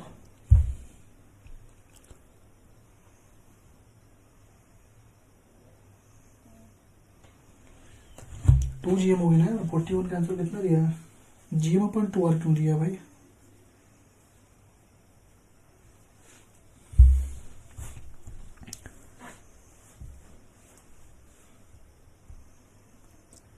और रूट में 2gm/r होती है ना, ये 2 शायद ऊपर आना चाहिए, गलती शायद दे दी उसने। एक बार इस क्वेश्चन को तुम लोग चेक कर लेना ना, ठीक है, इसको चेक कर लेना, इसका आंसर होना चाहिए 2gm/r पे पावर 1/2, क्योंकि उसको मिनिमम स्पीड कितनी चाहिए कि उसको मतलब प्रोजेक्ट किया जाए कि वो वापस ना आए, तो मिनिमम स्पीड कितनी होती है, इसके वेलोसिटी बराबर होती है रूट में 2gm/r, तो रूट में 2gm/r पे पावर 1/2, ये 2 ऊपर आना चाहिए। एक बार चेक कर लेना इसको, तुम लोग आंसर को नेट से मिला लेना, अपने प्रीवियस ईयर में नीट 2013 क्वेश्चन मिला लेना एक बार। कर्नाटका नीट में पूछा है 2013 में, फिर वही सेम क्वेश्चन तुम्हारा यहाँ पर पूछा है। 42 का आंसर कितना दिया, 42 का बी दिया है, देखो ये सही दिया है, रूट में 2gm/r, यहाँ पर भी रूट में 2gm/r, ये सही है। ठीक है, ये 2 नीचे नहीं रहेगा, ऊपर रहेगा। ठीक, मिनिमम वेलोसिटी कितनी होगी वापस में आए तो इसके स्पीड के बराबर होगी, सिंपल सी बात है। क्वेश्चन है, इंपॉर्टेंट है, कह रहा है कि अर्थ एक स्फीयर है जिसका रेडियस r है, platform eight height r from the surface of the earth, ये जो है r तो हमारा रेडियस है, इससे हम लोगों ने r ऊपर क्या किया है, एक प्लेटफॉर्म बनाया है, इसके वेलोसिटी अब फ्रॉम द बॉडी, यानी यहाँ से अगर किसी को फेंक रहे तो इसकी वेलोसिटी क्या एफ बी है, अगर मैं नॉर्मल रहता तो इसकी वेलोसिटी कितनी होती, तुम कहते भैया रूट में 2gm/r, अब स्पीड कितनी होगी, एफ बी हो गई, कब, जब रूट में 2gm हाइट पे हो गया ना, तो r+r हो गया।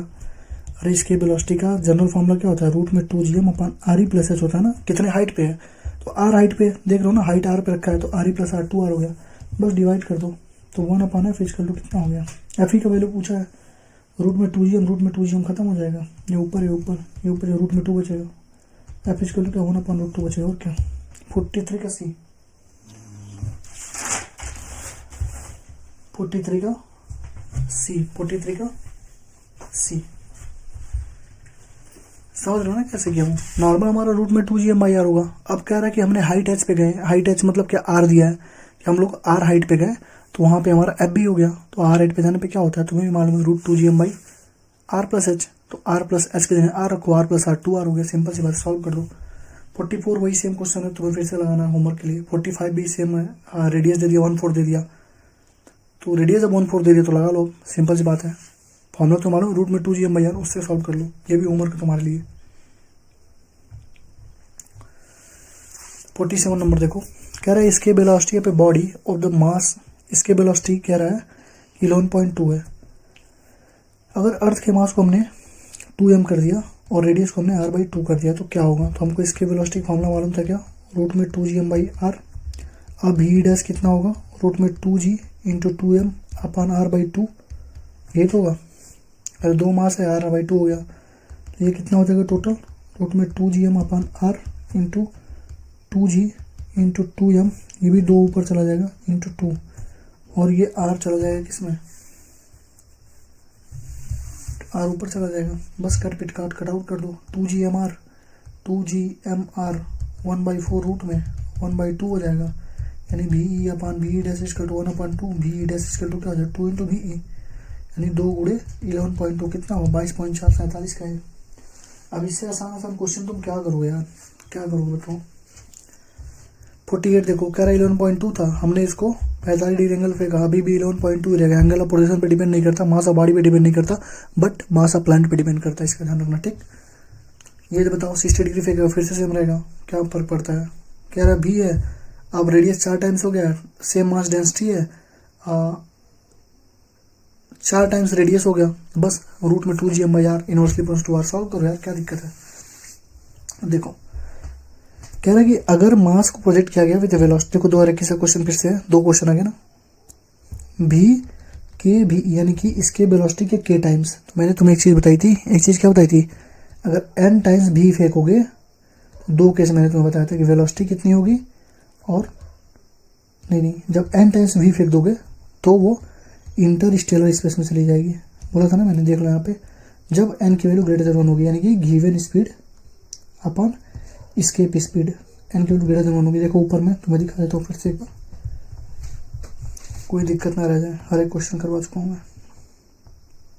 मैं। अगर तुमने गिवन स्पीड अगर ज़्यादा दे दिया तो r इन्फाइनाइट इंटरस्टेलर स्पेस में चली जाएगी, v का वैल्यू होगा रूट में n square minus 1 into VE। But अगर तुमने गिवन स्पीड इसकी से थोड़ा सा कम दिया, ठीक है, तो हाइट मैक्सिमम कितनी होगी, n स्क्वायर RE अपन 1 माइनस n स्क्वायर, कितना होगी n स्क्वायर RE अपन 1 माइनस n स्क्वायर। इसको मैं कर लेता हूँ कॉपी, वहाँ पे पेस्ट कर दूंगा, ठीक, कॉपी।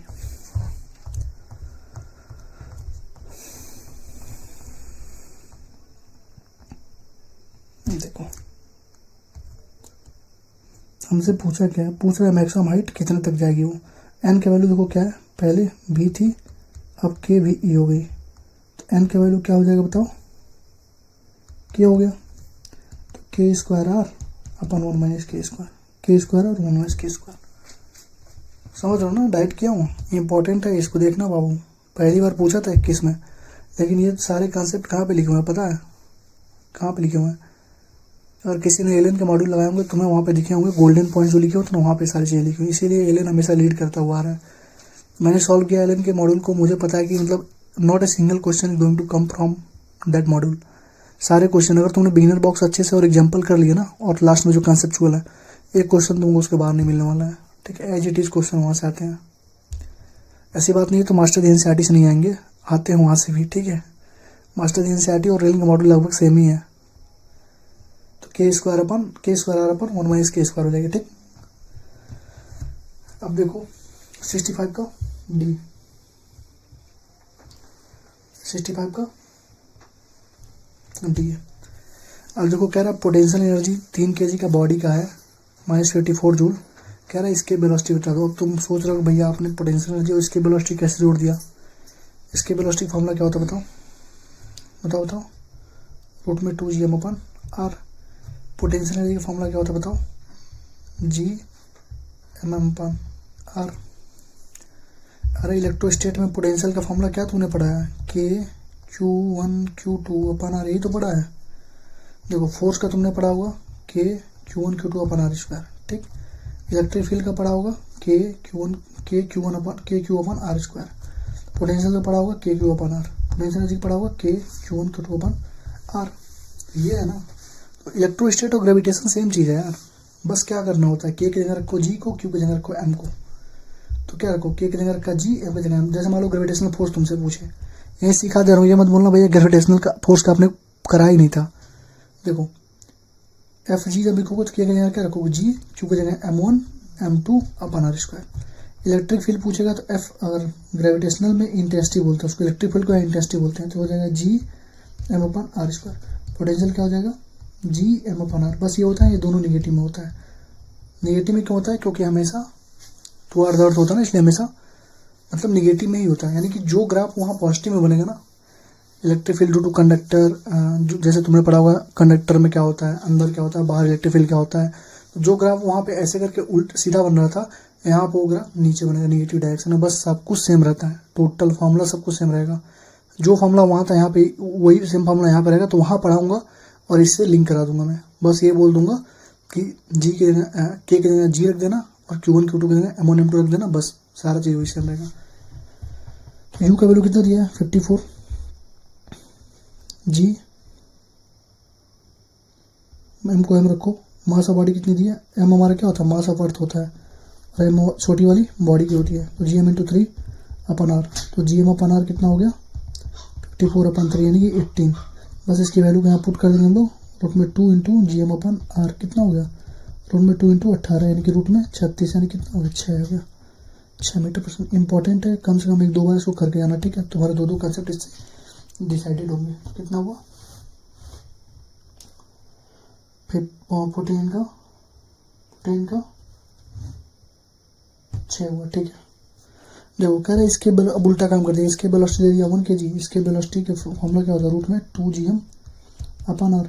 इसको स्क्वायर करोगे तो v का स्क्वायर हो जाएगा 2gm अपन आर। इसके वेलोसिटी कितना दे दिया 100 मीटर का स्क्वायर, नहीं 100 × 100, ठीक है। अपन 2 कर दो तो कितना आएगा gm अपन आर हो जाएगा।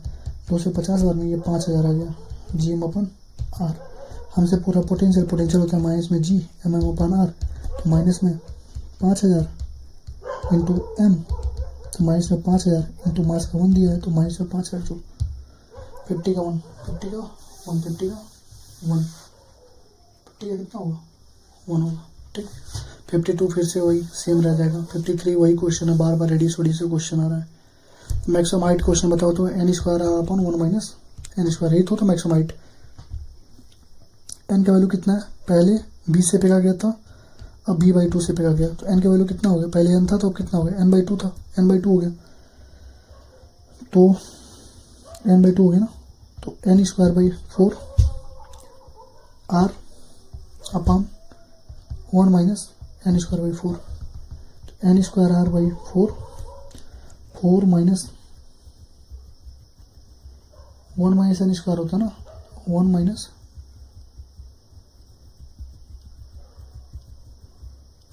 1 ले लो ना, क्या माथा पच्ची करना। n 1/2 नहीं, 1 से पहले 1 था, अब 1/2 हो गया, सिंपल सी बात है, हाफ हो गया ना, तो 1/2 का 1/4 हो गया, r/4 हो गया, 1 माइनस 1/4 कितना हो गया r/4, 3/4 r/3 हो गया, r/3 हो गया। ये इंपॉर्टेंट क्वेश्चन है, एक बार देख लेना, ठीक है। हाइट मैक्सिमम वाला r/4 हो गया 26। लो सारे क्वेश्चन हमारे खत्म हो गए। थोड़ा सा तबीयत मेरी ठीक नहीं थी, और बीच में फिर से 5-10 मिनट तुम्हें अभी 5-6 मिनट ऐसा मिलेगा जिसमें मोबाइल मेरा फिर ऑफ हो गया था। चार्ज यार रहता नहीं है मोबाइल थोड़ा सा, और थोड़ा थका हुआ भी हूँ। बस कल 2 टॉपिक हमारे होंगे, उसके बाद 3-3 4-4 टॉपिक मैं डेली कवर अप करूँगा, ठीक है। कल से थर्मोडायनेमिक्स वगैरह का भी क्वेश्चन प्रैक्टिस करने होता है सीरीज में, नहीं तो कल को मैं पता चले किसी को एक्सपोज कर रहा हूँ, कोई मुझे ही आके एक्सपोज कर देगी। क्वेश्चन के लिए बोला था मैंने और कराया ही नहीं मैंने, वो सब काम मुझे पसंद नहीं है, ठीक है। तो लाइक कमेंट शेयर सब्सक्राइब कर देना यार, हालत देख ही रहे हो एकदम डल हो गया हूँ। तो लाइक कमेंट शेयर सब्सक्राइब कर देना। मिलते हैं नेक्स्ट वीडियो में ना, थोड़ा सा लेट हो जाएगा, इसको एडिट करने में टाइम लगेगा मुझे, ठीक। तो मिलते हैं नेक्स्ट वीडियो में, थैंक यू। कह रहा है कि अगर मास ऑफ सन 10 टाइम्स कम होता and the universal gravitational constant way 10 times larger in magnitude. कह रहा है जो मास ऑफ सन है वो 10 टाइम कम होता and the universal gravitational constant were 10 times, G का वैल्यू 10 g होता।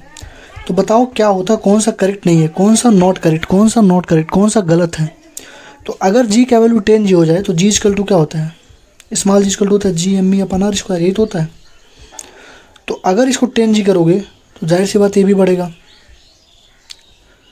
सन से तो हमको फ़र्क नहीं पड़ा ना, क्योंकि ये मास ऑफ अर्थ है हमारा, G into M E upon R square होता है, तो मास ऑफ अर्थ होता है। लेकिन तुमने अगर जी को 10 g कर दिया तो जाहिर सी बात है जी भी हमारा 10 g होगा। तो यहाँ पे चौथा ऑप्शन देखो, G on earth will not change, ये गलत हो गया ना, जी भी चेंज होगा, जी भी चेंज होगा, जी भी चेंज होगा, समझे। तो डायरेक्ट में चौथा option, rain drop will fall faster, rain drop ज़्यादा तेज़ गिरेंगे।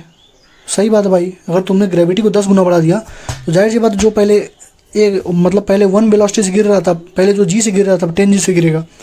Walking on the ground will become more difficult, सही बात है, तुम कूद रहे हो थोड़ा दूर कूद जा रहे हो, लेकिन जब जी लग रहा है तो अगर 10 g लगेगा तो तुम कूदोगे धड़ाक से नीचे आ जाओगे, ग्रेविटी की वजह से तुम चल नहीं पाओगे सही से। तो ये भी सही था। Time period of the simple pendulum में डिक्रीज, टाइम पीरियड का फॉर्मूला क्या होता है, 2π में L/g। तो जब जी बढ़ जाता तो टाइम पीरियड अपने आप कम हो जाता है, यानी ये भी सही था। चौथा ऑप्शन हमारा गलत था, जी बढ़ेगा घटेगा नहीं, मतलब जी बढ़ जाएगा, चेंज लिख रहा है नॉट चेंज, गलत हो गया ना। दूसरा ऑप्शन देखो, कह रहा है स्फेरिकल प्लैनेट है, मास p है, डायमीटर d है, इतना ग्रेविटी फ्रीली फॉल हो रहा है, एक्सेलरेशन ड्यू टू ग्रेविटी, जी का वैल्यू मैंने तुम्हें क्या बताया था, 4/3 पाई रो जी आर ई, यही तो बताया था, जी का वैल्यू यही तो होता है 4/3 पाई रो जी आर ई। कह रहा है कि इसका पहला ऑप्शन देख लेता हूँ, पहले का सही है। देखो कह रहा है कि मास दिया है और डायमीटर दिया है, मास दिया है और डायमीटर दिया है, तो क्या हमें इस फॉर्मूले की ज़रूरत थी, कहोगे नहीं भैया, कहोगे डेंसिटी दिया नहीं हुआ। जब डेंसिटी दिया हो तो ये फॉर्मूला लगाएंगे। अभी हमारे पास क्या एक फॉर्मूला और है ना, G equal to G M E upon R E का स्क्वायर, यही तो है। तो तुम्हें मालूम है G M E upon R E square होगा, और यहाँ पे डायमीटर दिया है तो G M E upon R ई की जगह क्या रखोगे, डायमीटर ऑफ अर्थ अपन 2 का square, diameter planet, mass of planet है ना, मास ऑफ प्लानट तो जी एम पी कर दो इंटू डी पी अपन 2 का स्क्वायर, यही तो होगा। अरे रेडियस क्या होता है, डायमीटर अपन 2, बस आर की जगह डी अपन 2 रख दो, G into mass of planet upon D P का स्क्वायर, ये 2 ऊपर चला जाएगा 4, यानी 4g mass of planet upon D P का square, 4g M P upon D P. पहला 19 का ए, 19 का ए, ठीक है। फॉर्मूला तुम्हें मालूम था, G M E upon R square, R की जगह डायमीटर रख दो, बस बात खत्म।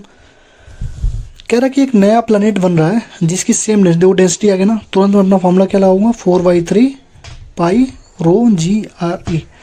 कह रहा है ये अर्थ हमारा था, ये प्लैनेट था, न्यू प्लैनेट है, सेम डेंसिटी, इसका भी रो था, इसका भी रो था, 3 टाइम्स बिगर, अगर इसका मास m था इसका मास 3m था, नहीं बिगर ना, रेडियस है, रेडियस बिगर है ना, तो r था तो ये 3r था। कह रहा है एक्सेलरेशन ड्यू टू ग्रेविटी, अगर अर्थ पे g है तो इसका g डैश कितना होगा, तुम्हें कुछ नहीं पता करना है, 4/3 पाई तो कांस्टेंट है, g भी कांस्टेंट, तो रो इंटू आर ई, रो भी सबका सेम है, तो g डायरेक्टली प्लस टू क्या हो गया, आर ई हो गया, मतलब रेडियस हो गया, तो g upon G dash equal to, G का क्या है r है, तो r और g डैश का क्या है 3r है, तो r अपन कट गया, g डैश इक्वल टू क्या हो गया 3g हो गया, 3g d। जहाँ पे डेंसिटी आ जाए वहाँ पे ये फॉर्मूला लगाना जरूरी बनता ही बनता है, G equal to 4/3 pi rho G R E, 4/3 pi rho G R E, तो 20 का d, 20 का d, ठीक। 21 वही सेम क्वेश्चन है, तुम्हारे लिए होमवर्क दे दिया मैंने, क्योंकि एक ही क्वेश्चन बार बार कराने का कोई मतलब नहीं है। 22 देखो, कह रहा है एक्सेलरेशन, देखो प्लैनेट ए है और प्लैनेट बी है, acceleration due to gravity on the planet is 9 times on the B, यानी कि अगर बी पे जी है तो यहाँ पे 9g है, कोई दिक्कत, 9 गुना है ना ए पे, तो अगर उस पर जी है तो यहाँ पे 9g है। अगर एक आदमी जंप कर रहा है 2 मीटर ऑन द सरफेस, अगर यहाँ पे तुम 2 मीटर कूद रहे हो तो यहाँ पे कितना मीटर कूदोगे, यही पूछा है। अभी मैंने तुम्हें इनिशियली बता दिया कि G into height of planet, G into H हमारा क्या होता है, कांस्टेंट होता है, अभी बताया हूँ ना, जी इंटू एच कांस्टेंट, तो g1 into h1 is equal to g2 into h2 कर दो। g1 कितना है 9g है, हाइट कितना है 2 है, इसका g है, इसका x है, g से g कर दो, x का वैल्यू कितना आ गया 18 मीटर। यानी अगर कोई अर्थ पे 2 मीटर कूदेगा तो उस वाले प्लैनेट पे 18 मीटर कूदेगा। तो g इंटू एच हमेशा कांस्टेंट होता है, gravity into height of planet constant होगी, तो 22 का b, 22 का b, 22 का b, 22 का b होगा ना, 22 का b, ठीक है। 23 वाला तुम्हें बताना कि फॉर्मूला क्या होगा जी और आर जी। बताओ यार, क्या नहीं बता पाओगे? जी इजकल टू क्या, small G equal to G M E upon R square, mass वास निकाल दो, डेंसिटी का डिटरमिनेंट करना 4/3 पाई रो जी यार, ये नहीं लिख पाओगे, लिखो जो पूछा वो लिखो। क्वेश्चन नंबर 25 देखो, कह रहा है रेडियस ऑफ अर्थ। देखो कि रेडियस ऑफ, देखो रुक जाओ, जो चीज़ लिखा पे लिख लो, अर्थ दिया है और मास दिया है। रेडियस ऑफ अर्थ दिया है इसका कितना 6400, इसका रेडियस कितना दिया है 3200। Mass of the earth is about 10 times the mass of Mars. अगर इसका मास m है तो इसका मास 10 है अर्थ का। कह रहा है ऑब्जेक्ट वेट्स 200 न्यूटन, अगर यहाँ पे 200 न्यूटन वेट कर रहा है तो यहाँ पे x न्यूटन वेट करेगा, यही x हमसे पूछ रहा है। तो ये बताओ g का फॉर्मूला क्या होता है, G M upon R square, यही तो था, G M upon R square यही था ना। तो अगर मैं इसको एम जी से मल्टीप्लाई कर दूँ, m से, इसको भी m से मल्टीप्लाई कर दूँ, तो क्या हमारा वेट नहीं हो गया? बोलो, वेट नहीं हो गया? यानी वेट क्या हो गया, G M into M upon R square. Simple सी बात, ऊपर भी सिखाया था कि जी एच इजकल टू होता है G 1 minus 2h upon R, M से मल्टीप्लाई कर दोगे तो weight at surface, weight at height equal to weight at surface हो जाएगा। तो सिंपल सी बात है। तो वेट देखो कितना दिया है, वेट एट अर्थ, अर्थ पे वेट दिया है 200 न्यूटन, मार्स पे x, जी दोनों का बराबर होगा, ठीक, और मास मास मास मास मास अब बताओ, मास ऑफ अर्थ कितना होगा, मास ऑफ अर्थ कितना बताओ 6400 होगा, मास ऑफ मार्स कितना होगा 3200, कोई दिक्कत नहीं। इनटू आर इनवर्स है तो ऊपर किसका आर लिखोगे, इनवर्सली प्रोपोर्शनल है तो ऊपर किसका लिखोगे, अर्थ के सामने मार्स का मास लिखोगे। अब मार्स का रेडियस तो उल्टा है ना, तो नहीं सॉरी ये गलती हम लोग कर रहे थे, थोड़ा सा बस रुक जाओ। हाँ, मास ऑफ अर्थ कितना है 10 m है, इसका मास कितना m है। अब रेडियस का स्क्वायर करोगे तो ऊपर मार्स का रेडियस कितना है 3200 है, नीचे कितना है अर्थ का 6400 का स्क्वायर, तो इनवर्सली है ना, m से m खत्म हो जाएगा, 10 बचेगा, 3200 से 6400 1/2 बचेगा, 1/2 का square 1/4 equal to 200/x। x का वैल्यू कितना हो जाएगा बताओ, 200 गुणे 4/10, 20 को 80 न्यूटन। इंपॉर्टेंट क्वेश्चन है, 2 बार कम से कम लगा लेना, ठीक है। कुछ किया नहीं मैंने, जो मेरे पास फॉर्मूला था मैंने उसी को अप्लाई कर दिया। जी इक्वल टू होता है G M M upon R square, G M upon R square, हमको वेट चाहिए था तो एम से मल्टीप्लाई कर दूंगा दोनों तरफ, कोई दिक्कत ही नहीं होगी, ठीक है। तो वेट हो जाएगा, वेट इक्वल टू क्या हो जाएगा G M upon R square. ये तो जी सबका कांस्टेंट है तो जी हटा दो, स्मॉल एम भी दोनों का क्या होगा, दोनों तरफ मल्टीप्लाई किया हो तो एम तो मतलब मास ऑफ बॉडी से कोई मतलब है नहीं। हमारा मेन दिक्कत है मास ऑफ प्लेनेट से, मास ऑफ प्लेनेट तुम्हें मालूम है क्या है, देख लो यहाँ पे G M upon R square, तो 200 मैंने लिखा है यहाँ पे अर्थ का अपन मार्स का वेट, मास का अर्थ अपन मार्स का weight into radius of Mars upon radius of अर्थ का स्क्वायर। क्यों लिखा मैंने, क्यों लिखा, क्योंकि बताओ, क्योंकि यहाँ पे क्या हो रहा है 3200 6400 ना उल्टा चल रहा है ना, आर स्क्वायर इसके वजह लिखा, तो इसको 2 बार कम से कम लगा लेना, ठीक। तो 25 का सी, 25 का सी, ठीक है। अब देखो क्वेश्चन नंबर 26 देखो, कह रहा है body weight 72 Newton surface of अर्थ पे, मतलब सरफेस ऑफ अर्थ पे 72 न्यूटन है। कह रहा है कि height equal to half of the radius, नहीं हाइट अगर r/2 हो गया तो बताओ कितना उसका वेट होगा। सिंपल सी बात है, तुम्हें एक ही फॉर्मूला मालूम है, G at H equal to G at surface 1 + h upon r का स्क्वायर, यही तुमको मालूम है ना। लेकिन हमसे तो वेट पूछ रहा है, तो मैंने क्या बोला था, बस मास से मल्टीप्लाई कर दो दोनों तरफ, तो क्या हो जाएगा mgh is equal to GS into small M upon 1 + h upon r का स्क्वायर। तो ये क्या हो जाएगा, वेट एट, ये mgh है, पोटेंशियल ने मत मान लेना, ग्रेविटी एट हाइट h है ये, तो हो जाएगा weight at height h is equal to weight at surface upon 1 + h upon r। बस सिंपल सी बात है, बता चुका हूँ पहले ही। तो मैंने यहाँ पे ये फॉर्मूला क्यों नहीं लगाया, G dash equal to G 1 - 2h upon r, क्योंकि ये तभी लगाओगे जब हाइट जो है 100 किलोमीटर से कम है। यहाँ पे हाइट क्या है r/2 यानी 3200 किलोमीटर, तो हमारा जो बेसिक फॉर्मूला था वही लगेगा। तो बस वेट ऑफ सरफेस कितना था 72 था, 1 प्लस हाइट कितना है r/2 है अपन r, कटे अपन स्क्वायर, r से r खत्म, 2 × 1 = 2 + 1 कितना हुआ 72 अपन 2 × 2 और 1 3/2, 3/2 का स्क्वायर कितना 9/4, तो 72 × 4 अपन 9, 9 × 8 को 32 न्यूटन इसका आंसर होगा। 26 का भी, 26 का बी हो जाएगा, ठीक है। अब मैंने क्या बोला था, बेसिक हमारा फॉर्मूला यही है, G H equal to G S upon 1 + h upon r का स्क्वायर, और तुम्हें क्या करना है, बस m से मल्टीप्लाई कर दो, वेट हो जाएगा। सारी चीज़ें ऊपर तुम्हें बता चुका हूँ ताकि तुम्हें बार बार बताने की जरूरत ना पड़े, ठीक है। क्वेश्चन नंबर 27 देखो, कह रहा है बॉडी जो है वेक्स कर रहा है 200 न्यूटन। तो क्वेश्चन नंबर 27 देखो, कोई बॉडी है, ठीक है, 200 न्यूटन, बॉडी 200 न्यूटन पे है। कह रहा है कि अगर कितना उसका वेट हो जाएगा जब वो नीचे चला जाएगा हाफ वे डाउन, यानी कि आधा नीचे जाएगा। यानी कि पहले मान लो, पहले पूरा रेडियस आर था, अब आधा गया, half way down the centre, centre of earth ही होता है, रेडियस हमारा पूरा सेंटर अपर्थ है, आधा होगा आर हमारा होगा ना। अब इसके आधा पे यानी r/2 पे चला जाए तो नीचे जाने पर सिंपल सा फॉर्मूला एक ही है, G=G1 - D अपन r। mm से मल्टीप्लाई कर दो, हम कर देगा, वेट हो जाएगा। तो वेट हमारा कितना है, 200 न्यूटन है, mg हो गया ना, mg मल्टीप्लाई कर दो तो 1 - d कितना है, r/2r।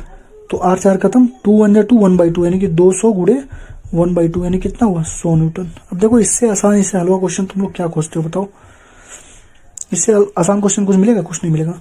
क्वेश्चन नंबर 28 देखो, कह रहा है कि एक्सेलरेशन ड्यू टू ग्रेविटी, ये इंपॉर्टेंट थोड़ा सा क्वेश्चन है, आसान है बट थोड़ा सा देख लेना 1-2 बार, ठीक है। कह रहा है कि acceleration due to gravity at a height 1 kilometre above the earth, ये रेडियस था, ये हमारा अर्थ है, इसके ऊपर 1 किलोमीटर, और इसके यहाँ पे जो ग्रेविटी है वही डेप्थ d बिलो, यानी d नीचे जाने पे उतना, मतलब ऊपर 1 किलोमीटर जाने पे जितनी ग्रेविटी है उतनी ही नीचे d जाने पे ग्रेविटी है। तो ऊपर जाने पे कौन सा फॉर्मूला होता है बताओ, इसका आंसर पे देख लो ना, 27 का, 27 का सही है, 28 का देखो, तो 1 किलोमीटर आ गया, देखो 1 किलोमीटर आ गया, तो कौन सा फॉर्मूला लगाओगे, G-1 - 2h upon r, simple सा फॉर्मूला है, G1 - D अपन r। क्यों लगाया हूँ, क्योंकि इतने ऊपर जाने पे, इतने ऊपर जाने पे, इतना हाइट पे जाने पे और इतने डेप्थ पे जाने पे बराबर है, सिंपल सी बात है। G से G खत्म कर दो, 1 से 1 खत्म कर दो, माइनस से माइनस खत्म हो जाएगा, 2h अपन r D अपन r बचेगा, r से r खत्म कर दो, 2h D बचेगा। h का वैल्यू कितना है, 1 किलोमीटर, तो d का वैल्यू कितना हो गया, 2 किलोमीटर। बताओ इससे क्वेश्चन क्या हो गया, 28 का C, 28 का C, 28 का C, 28 का C, ठीक, 28 का C।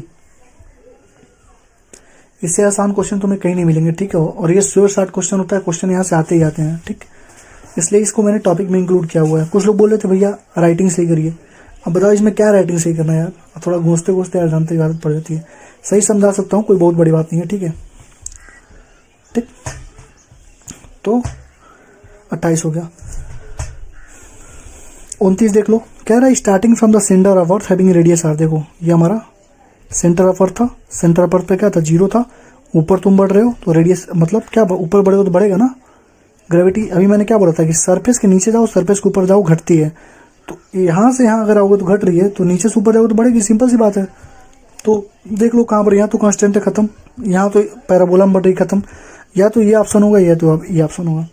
अब तुम बताओ ऐसा ग्राफ कहीं देखा गया पोटेंशियल में, तुम कहोगे नहीं भैया हमने ऐसा ग्राफ देखा, तो यही ग्राफ इसका आंसर होगा बी। क्योंकि जो चीज़ तुम इलेक्ट्रोस्टैटिक पढ़ोगे वही सेम चीज़ ग्रेविटेशन में। इसीलिए मैंने नीट अवतार से जब पढ़ाते टाइम तुरंत पोटेंशियल के बाद मैंने क्या पढ़ाया था, पोटेंशियल के बाद याद करो मैंने क्या पढ़ाया था, पोटेंशियल के तुरंत बाद मैंने पढ़ाया था तुम्हें ग्रेविटेशन। तो वे सारी चीज़ सेम थी, ठीक है।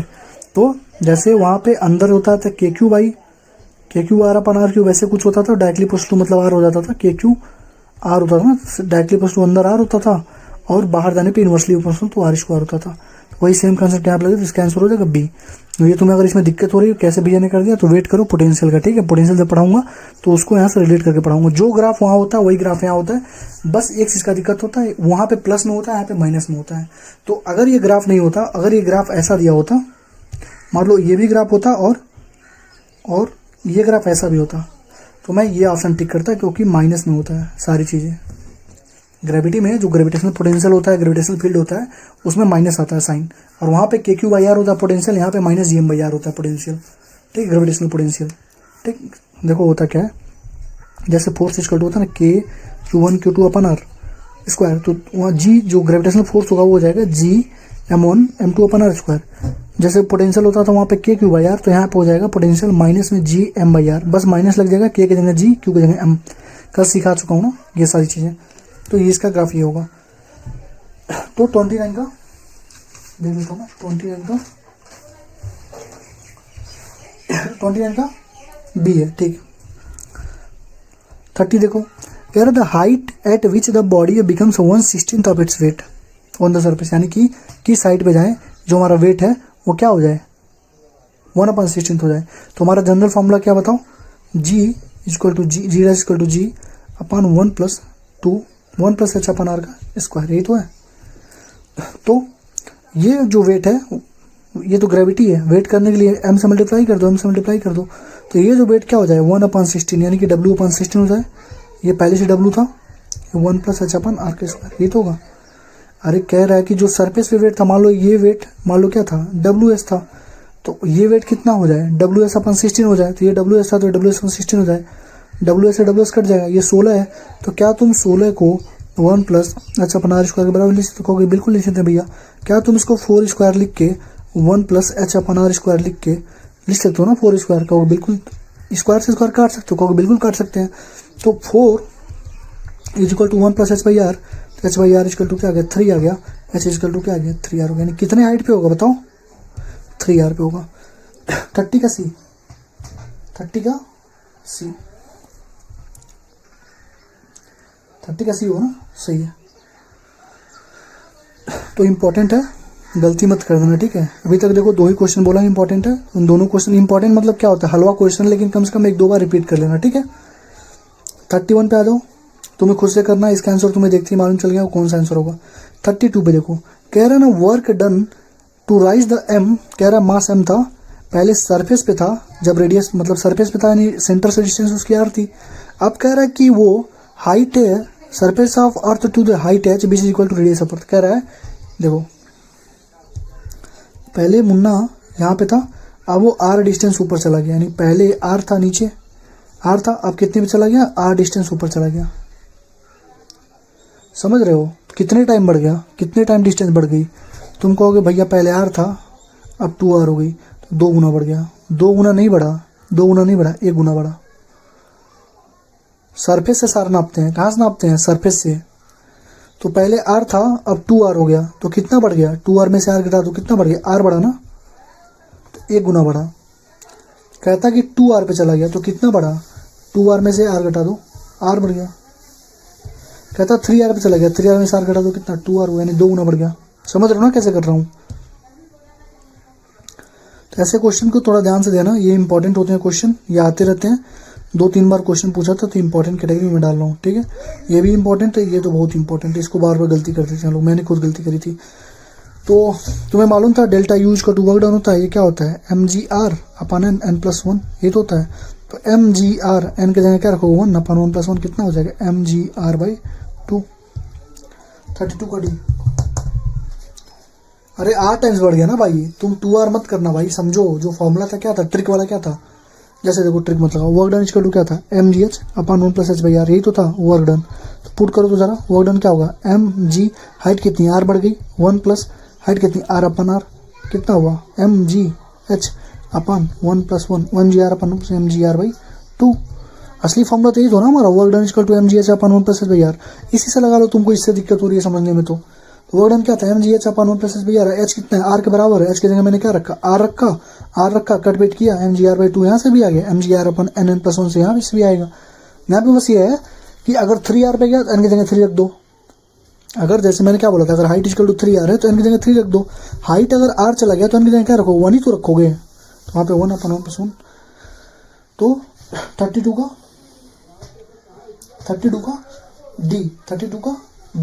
का D, ठीक।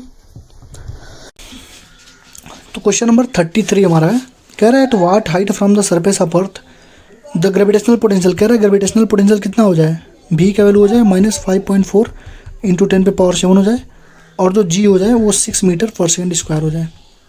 तुम्हें मालूम है G की वैल्यू क्या होती है, G_me/RE + h का स्क्वायर। क्यों, पहले तो होता था RE स्क्वायर, लेकिन अभी हाइट पे पूछा है किस हाइट पे, तो RE + h का स्क्वायर। पोटेंशियल का फॉर्मूला क्या होता है, माइनस में Gm/R + h हो जाएगा।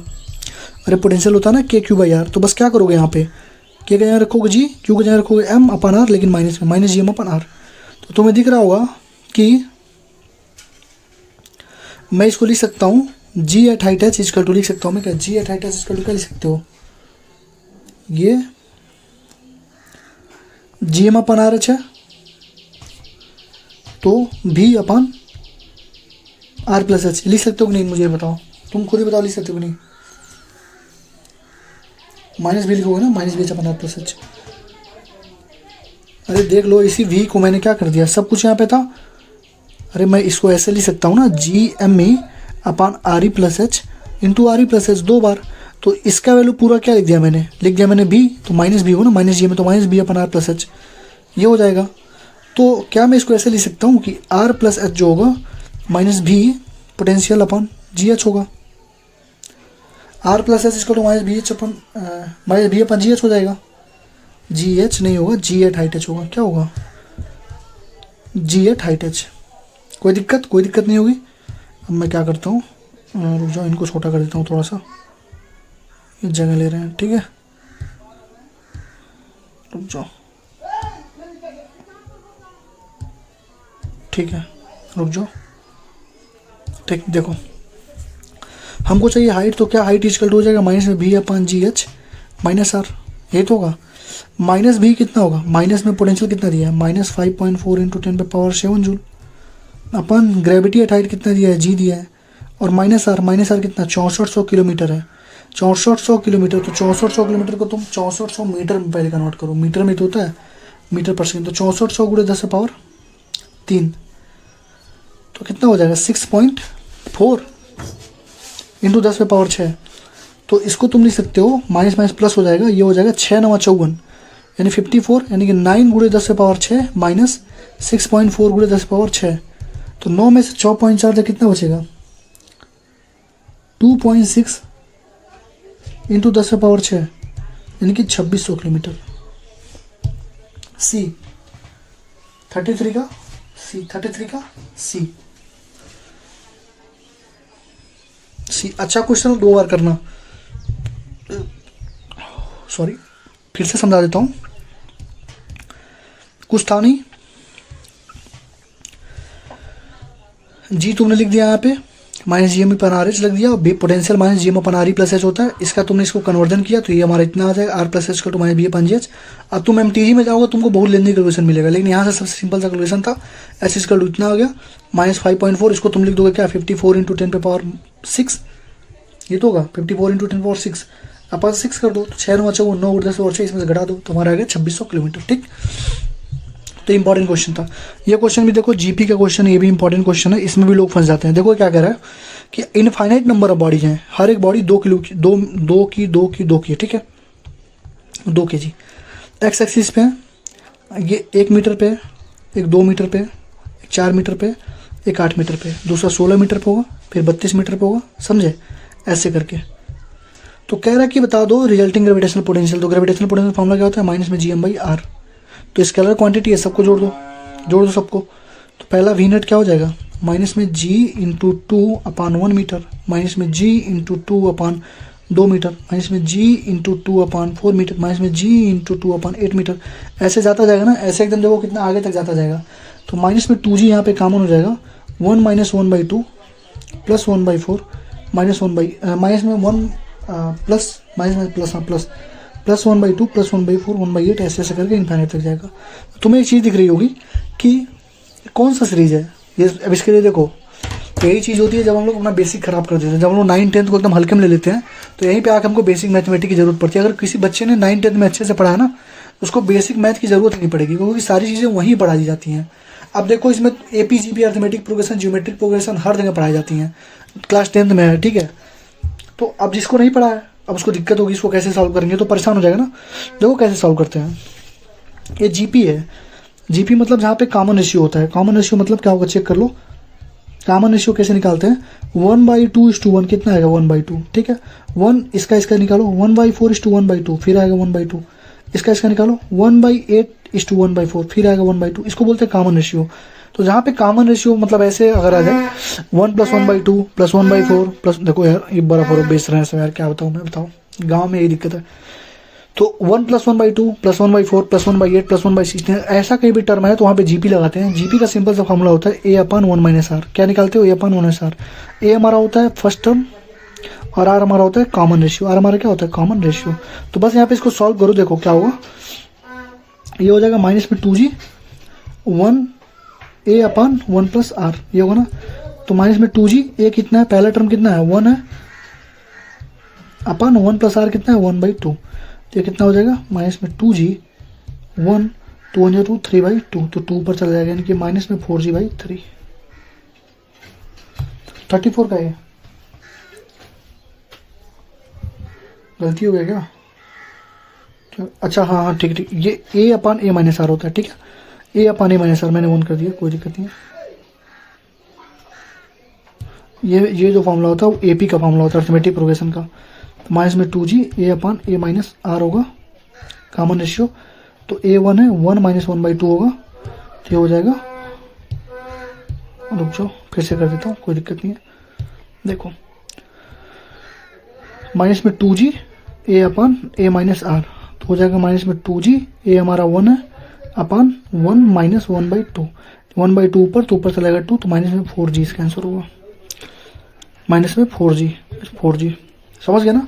तो AP GP ध्यान रखना, GP का ये है, GP तुमसे पूछा ग्रेविटेशन में इलेक्ट्रोस्टेट में जब पोटेंशियल पूछेगा ना, तो मान लो पोटेंशियल दिया होगा KQ1 Q2 KQ1 अपन R KQ2 होगा, तो वहां पर भी यही फॉर्मूला लगाना, ठीक है। तो ये चीजें तुम्हें मैं रिवाइज करा दूंगा वहां पे, कोई बहुत बड़ी बात नहीं है। अब देखो क्वेश्चन नंबर 35 कह रहा है कि मास m है, अब उसको रेडियस पहले r पे था, अब उसको 2r पे ले गए, तो क्या होगा बताओ, mg/r n अपान n प्लस 1 होगा ना वर्क डन, तो mg/r अपान 2 अपान 3 2 प्लस 1 3 3 mgr/2 3 mgr/2।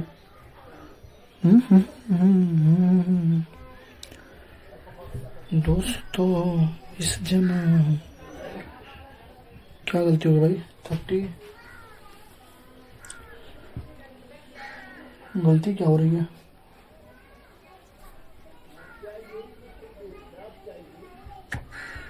गलती क्या हो रही है भाई, ये गलती दी है इसने, ठीक है, ये 2/3 mgr है ना, सही तो दिया भाई, क्या ऑप्शन तो दिया है, कहाँ ही ढूंढ रहा हूँ मैं, 2/3 mgr।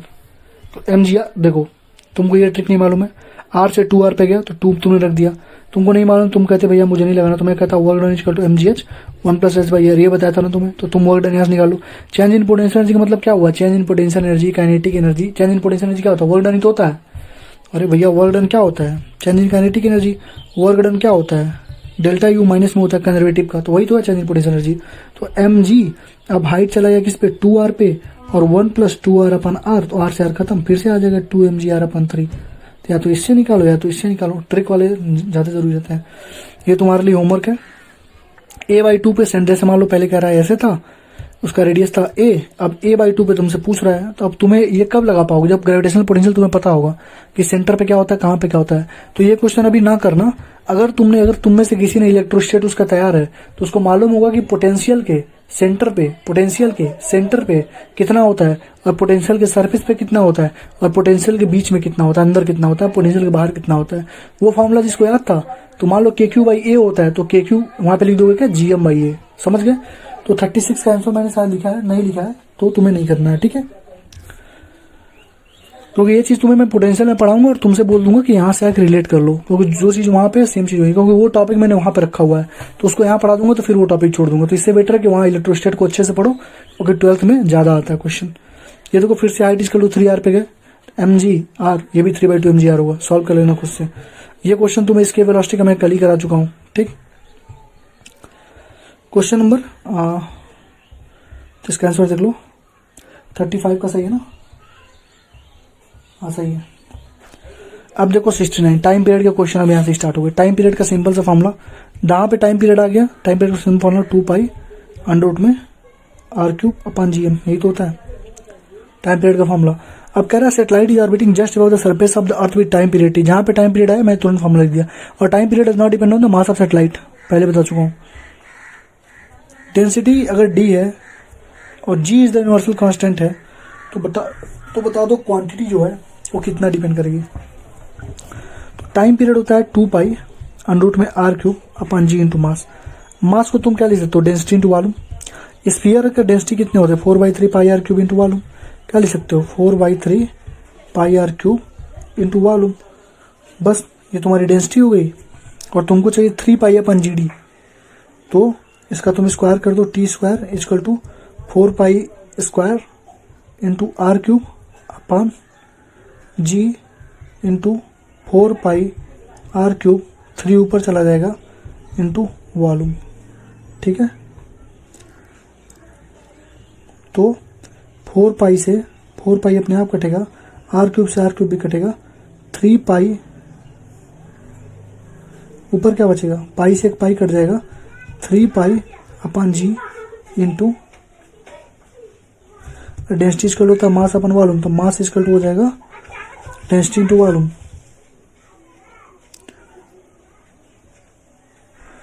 इसका टी स्क्वायर आना चाहिए, 69 का है, टी स्क्वायर आना चाहिए। मास इक्वल टू क्या होगा, डेंसिटी इंटू वॉल्यूम, तो वॉल्यूम ही होगा ना, ये डेंसिटी होगा, वही तो कह रहा हूँ, ये डी होगा, ये जी डी हो जाएगा। 3 पाई अपन जी डी क्या आ गई देख लो, टी स्क्वायर। देखो मैं अगर तुम्हारे जगह पे होता 2023 में अगर मैं बैठा होता तो मैं कुछ नहीं करता, मुझे एक ही चीज मालूम था, T square directly first R के होता है। टाइम पीरियड का अगर कहीं क्वेश्चन देगा तो उसका आंसर टी स्क्वायर जरूर आना है, तो टी स्क्वायर में डायरेक्ट टिक करके आ जाता आगे। ठीक है, मैं तुम्हारे जगह होता तो तुमको नहीं पता था, तुमने फॉर्मूले लगा लिए, अपने फॉर्मूले से तुमने सॉल्व कर लिया इसको। आर क्यूब अपन जी, मैंने बस क्या किया, मास को मैंने क्या किया, डेंसिटी इंटू वॉल्यूम कर दिया, तो 4/3 पाई आर क्यूब इंटू डी, ये वॉल्यूम इंटू डेंसिटी हो गया, बस इसको पुट कर दिया, तब भी मेरा आंसर टी स्क्वायर आ गया। ठीक, क्वेश्चन नंबर 4 देखो। अब देखो पेन का कलर चेंज करता हूँ। कह रहा कि द टाइम पीरियड, देखो एक प्लैनेट ए है एक प्लैनेट बी है, टाइम पीरियड ऑफ ए जो है 8t है, बी का t है, मतलब जो ए है वो 8 टाइम्स है बी का, तो ए और बी का डिस्टेंस बता दो। तुमको मालूम है T square to R cube, तो t1 का स्क्वायर अपन t2 का square equal to r1 upon r2 का क्यूब हो जाएगा, होल क्यूब कर दो, बस सॉल्व कर दो। t1 कितना है, 8t है, अपन t है, इसका square equal to r1 upon r2 का होल क्यूब, तो ये हो जाएगा टी से टी खत्म, 8 × 64 equal to r1 upon r2 का होल क्यूब। 64 को क्या तुम 4 का क्यूब लिख सकते हो, कहोगे बिल्कुल लिख सकते हो, 4 चौको 16 चौको 64, तो r1 अपन r2 का होल क्यूब, क्यूब से क्यूब खत्म, r1 upon r2 equal to आ गया 4। हमको r2 चाहिए, क्या चाहिए हमको, r1:r2 चाहिए, 4 होगा इसका आंसर। टी स्क्वायर डायरेक्टली में r क्यूब होता है, टी स्क्वायर आंसर में आना ही आना है। ठीक है, अगर ग्रेविटेशन क्वेश्चन है तो ये तुम्हारे लिए होमवर्क है, सेम क्वेश्चन तुम खुद से करो। क्वेश्चन नंबर 12 देखो, क्वेश्चन नंबर 12 ये कह रहा है हमको कि 2 स्फीयर है, मास m और m है, कह रहा है कि स्फीयर मास है, एक स्फीयर कैपिटल M है, कह रहा है दोनों के बीच का फोर्स क्या है, F है। अगर कह रहा है कि अगर इसमें हमने लिक्विड भर दिया तो अब फोर्स क्या होगा, ग्रेविटेशनल फोर्स क्या होगा। एक चीज ध्यान रखना, gravitational force does not depend on the medium, gravitational force does not depend upon the medium. अगर वहीं पे इलेक्ट्रिक फोर्स पूछता है तो इलेक्ट्रिक फोर्स का फॉर्मूला होता है Q1 Q2 अपन r स्क्वायर, लेकिन कोई मीडियम पड़ेगा तो उसका फॉर्मूला हो जाएगा K Q1 Q2 अपन r स्क्वायर। क्या हो जाएगा, K Q1 Q2 अपन r स्क्वायर, यानी कि वहां पे फोर्स बढ़ जाती है डाइलेक्ट्रिक डालने से, लेकिन ग्रेविटेशनल फोर्स कभी भी नहीं बढ़ती है, क्योंकि ग्रेविटेशनल फोर्स कभी भी डिपेंड नहीं करती मीडियम पे। ठीक, देखो एम्स 2018 क्वेश्चन जो बताया था उसी लगवाएंगे। देखो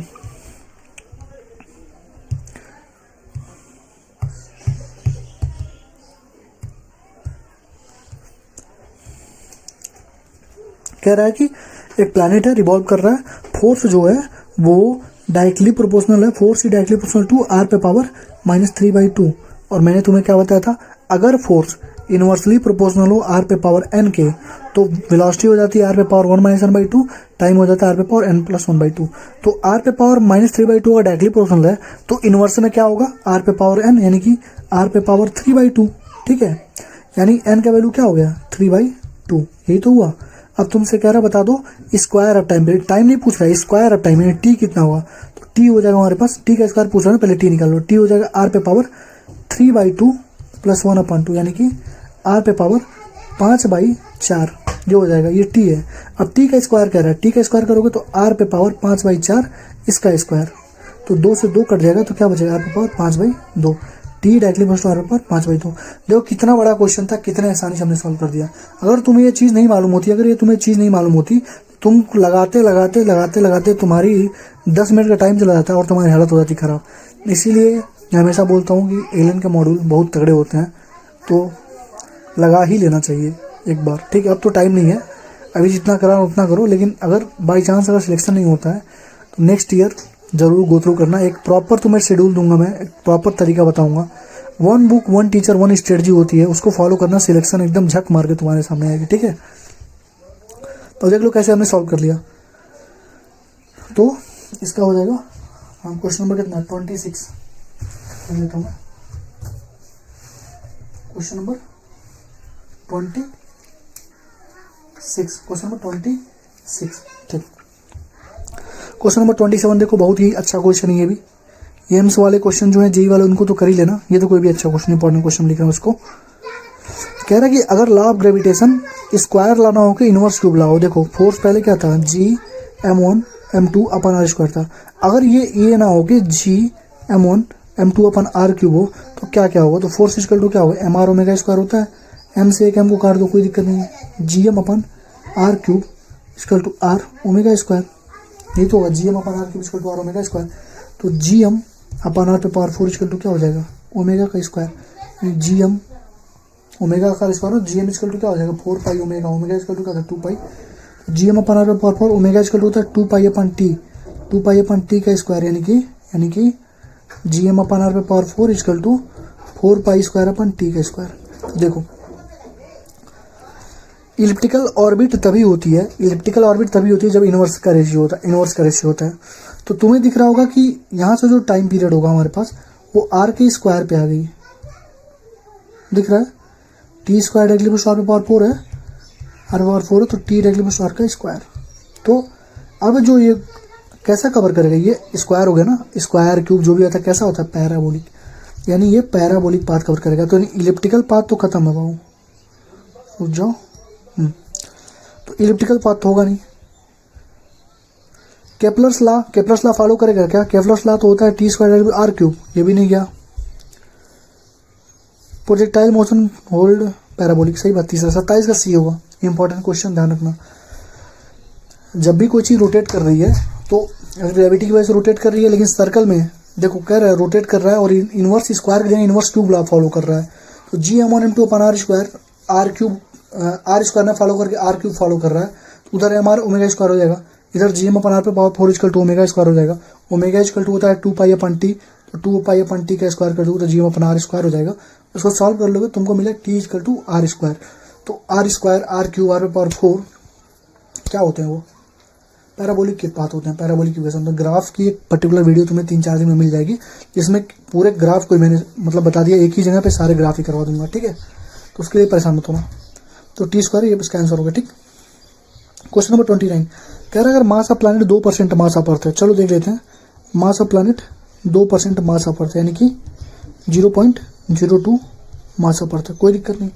कह रहा है ratio of gravitational pull and gravitational force of earth to the planet, तो ग्रेविटेशनल फोर्स ऑफ अर्थ कितना लगेगा बताओ, G mass of earth mass of planet upon R square, और ग्रेविटेशनल फोर्स ऑफ प्लैनेट कितना लगेगा, G mass of earth into mass of planet upon R square, दोनों का ratio कितना 1:1 आएगा ना। देख लो भैया, जितना फोर्स से मैं खींचूंगा, मेरी पृथ्वी खींचेगी उस प्लेनेट को, उतने फोर्स से वो प्लेनेट भी खींचेगी मेरी पृथ्वी को। कौन सा रूल, न्यूटन्स का third law, every action and equal and opposite reaction.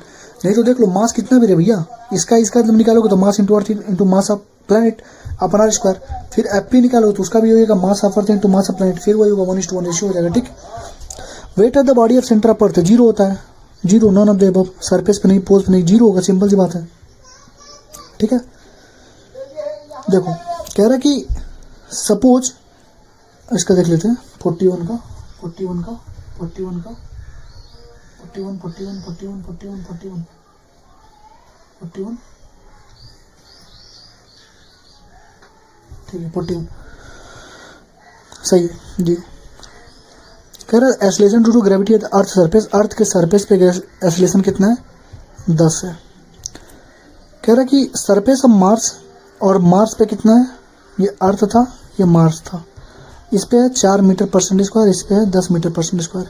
60 kilo का पैसेंजर अर्थ से मार्स पे जा रहा है विद कांस्टेंट वेलोसिटी। कह रहा है कि कौन सा कर्व रिप्रेजेंट करता है वेट अच्छे तरीके से, ठीक है। तो एक चीज़ याद रखो कि मैं तुम्हें दिखा रहा हूँ, सी इसका आंसर होगा और ये इंपॉर्टेंट है। अब इसका बेसिक देखो, जब भी वो 60 किलो का पैसेंजर अर्थ से मार्स की तरफ जाएगा तो कभी ना कभी एक ऐसा पॉइंट आएगा जहां दोनों का वेट बराबर होगा, जहां पे दोनों का वेट बराबर होगा। सेंटर पे क्या होता है 0, सेंटर पे क्या होता है 0, तो सेंटर पे 0 से स्टार्ट होगा। स्ट्रेट लाइन तो कभी होगा नहीं क्योंकि जी ग्रेविटी लग रही है ना, तो स्ट्रेट लाइन तो कभी ग्राफ बनेगी नहीं, तो स्ट्रेट लाइन वाला ये खत्म हो जाएगा, ठीक। और जब भी उसका वेट अपरेंट उस वेट के बराबर होगा, कोई ना कोई ऐसा पॉइंट आएगा जहाँ पे अपरेंट वेट उसके वेट के बराबर हो जाएगा, तो वहां से तो रहेगा लेकिन वेट कभी निगेटिव में तो जाएगा नहीं। तो इसका आंसर कितना दिया 45 का,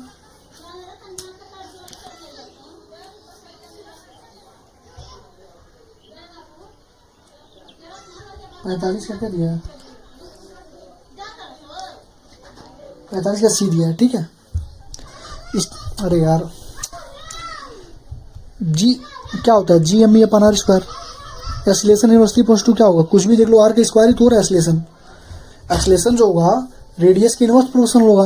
तो क्या कभी भी ग्राफ स्ट्रेट लाइन बनेगा, तो कहोगे नहीं बनेगा भैया, तो स्ट्रेट लाइन तो कभी बनेगा ही नहीं। तो ये तो खत्म हो गया। एक ऐसा पॉइंट आएगा जहाँ पे दोनों का वेट बराबर होगा, तो लगभग टच होगा, लेकिन वेट कभी निगेटिव में तो जाएगा नहीं, एम जी कभी निगेटिव में तो जाएगी नहीं, तो निगेटिव वाला भी ग्राफ खत्म। तो सी वाला ही अच्छा रिप्रेजेंट कर रहा है, सी से करेगा और निकल जाएगा यहाँ से, ठीक है। तो 45 का सी होगा, ठीक। 49 तुम्हारे लिए होमवर्क है, एल्टीट्यूड बता दो जहाँ ग्रेविटी 4.9 हो जाए। सारे क्वेश्चन करा चुका हूँ, 50 भी तुम्हारे, 53 भी तुम्हारे लिए, तो 50, 53, 58। क्वेश्चन नंबर 58 देखो, कह रहा है कि बॉक्स है जो वेक्स कर रहा है कितना 196 Newton on spring balance. Spring balance पे कितना है 196 है, कितना है 196 है, ठीक है। कह रहा है कि उसका weight on the same balance पे अगर हम लोगों ने इक्वेटर से उसको इक्वेटर पे शिफ्ट कर दिया, यानी पहले पोल पे था अब इक्वेटर पे शिफ्ट कर दिया, पहले पोल पे था अब इक्वेटर पे शिफ्ट कर दिया, ठीक है। तुम्हें कुछ नहीं करना, तुम्हें फॉर्मूला मालूम है, जी डैश इक्वल टू क्या होता है, G minus omega square R, ये तो होता है। वेट हो जाएगा क्या, M G dash equal to M G minus omega square R, ये तो होता है वेट में। एम जी डैश कितना दिया हुआ है 196 न्यूटन, एम जी कितना होगा, नहीं एम जी डैश ही तो निकालना है हमको, एम जी डैश ही तो निकालना है। एम जी डैश कितना वेट होगा, एम जी कितना है 196 है, और इसमें भी तो हमसे मल्टीप्लाई करोगे पूरे में ना, मास कितना होगा 196 न्यूटन। अगर वेट है, वेट का मतलब क्या हुआ एम जी, अगर एम जी हमारा 196 न्यूटन है तो एम कितना होगा 19.6 होगा, 10 से डिवाइड कर दो ना, 19.6।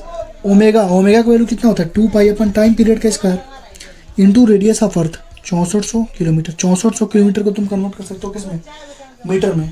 6400 गुणे 10⁻3 तो हो जाएगा 196 माइनस 19.6 इंटू 2 पाई का स्क्वायर हो जाएगा 4 पाई का स्क्वायर। टाइम पीरियड कितना होगा, टाइम पीरियड एक मतलब कितना होगा, कितने दिन में कह रहा है, नॉर्थ पोल पे है तो टाइम पीरियड कितना होगा, एक दिन में कितना 24 घंटा, एक दिन में कितना 24 घंटा, और एक घंटे में कितना सेकंड 3600 सेकंड। 24 गुणे 3600 गुणे 6400 गुणे 10⁻3, इसको सॉल्व कर लेना, मैं आंसर डायरेक्ट तुम्हें बता दे रहा हूँ।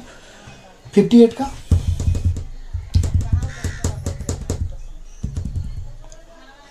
195.32 बी, इसका बी होगा। तुम्हें चीज़ें बता चुका हूँ, एक कम से कम एक बार इसको करके जाना, अगर ये क्वेश्चन आ जाएगा लिख के ले लो। 90% लोग गलती करके आएंगे, उनको पता ही नहीं चलेगा कि आखिर पूछ क्या रहा है और उसको सॉल्व कहाँ से करना है। क्योंकि आधे लोग तो टाइम ही निकालने में ओमेगा के वैल्यू, टाइम ओमेगा को निकालेगा कैसे। तो देखो सिंपल सी बात, वो कह रहा है कि स्प्रिंग बैलेंस पे 196 न्यूटन था, जी 196 है माइनस ओमेगा स्क्वायर, तुमको वेट निकालना है तो M G dash equal to M G minus omega square R, यही निकालना है। तो 196 तुमको दिया ही है, एन का वैल्यू 19.6 हो जाएगा और ये 2 पाई अपन टी का स्क्वायर हो जाएगा। टाइम कितना रखोगे एक दिन का, एक दिन में कितना 24 घंटे 3600 सेकंड, इसको मल्टीप्लाई कर दो 24 इंटू 3600 सेकंड, इसको सॉल्व करके निकाल लेना, उतना आ जाएगा, ठीक। क्वेश्चन नंबर 78 देखो, कह रहा है ऑर्बिटल एंगुलर मोमेंटम में satellite revolving at a distance R from the centre is L. Orbital angular momentum दिया एल, एल का वैल्यू होता है एम बी आर। कह रहा है distance is increase to 16 R. अगर तुमने 16 आर कर दिया तुम कहोगे भैया ये L equal to M B R था, अब मैं इसको एम बी 16 आर कर दूंगा, तो ये हो जाएगा भैया L1 upon L2 equal to cut जाएगा 1/16 यानी 16 हो जाएगा। तुम लेके चले आओगे -5 number. Orbital angular momentum of A satellite, orbital angular momentum of A satellite, angular momentum of A satellite. तो तुम वेलोसिटी डायरेक्ट कैसे ले सकते हो मुन्ना, जब L equal to M B R दिया है तो m और वेलोसिटी हो जाएगी GM upon R into R, क्योंकि ऑर्बिटल वेलोसिटी नाम की भी कोई कंसेप्ट तुमने पढ़ा है सैटेलाइट के, इसमें तो डायरेक्ट मत कर देना, बहुत इंपॉर्टेंट क्वेश्चन है। अगर आ गया तो तुम मतलब 99% लोग गलती करके ही आएंगे, -5 लेके आने के वो डायरेक्ट वो करेंगे 1/16, देखेंगे कि ऑप्शन में भी 16 दिया है तो गलत करके आएंगे ही आएंगे, ठीक है।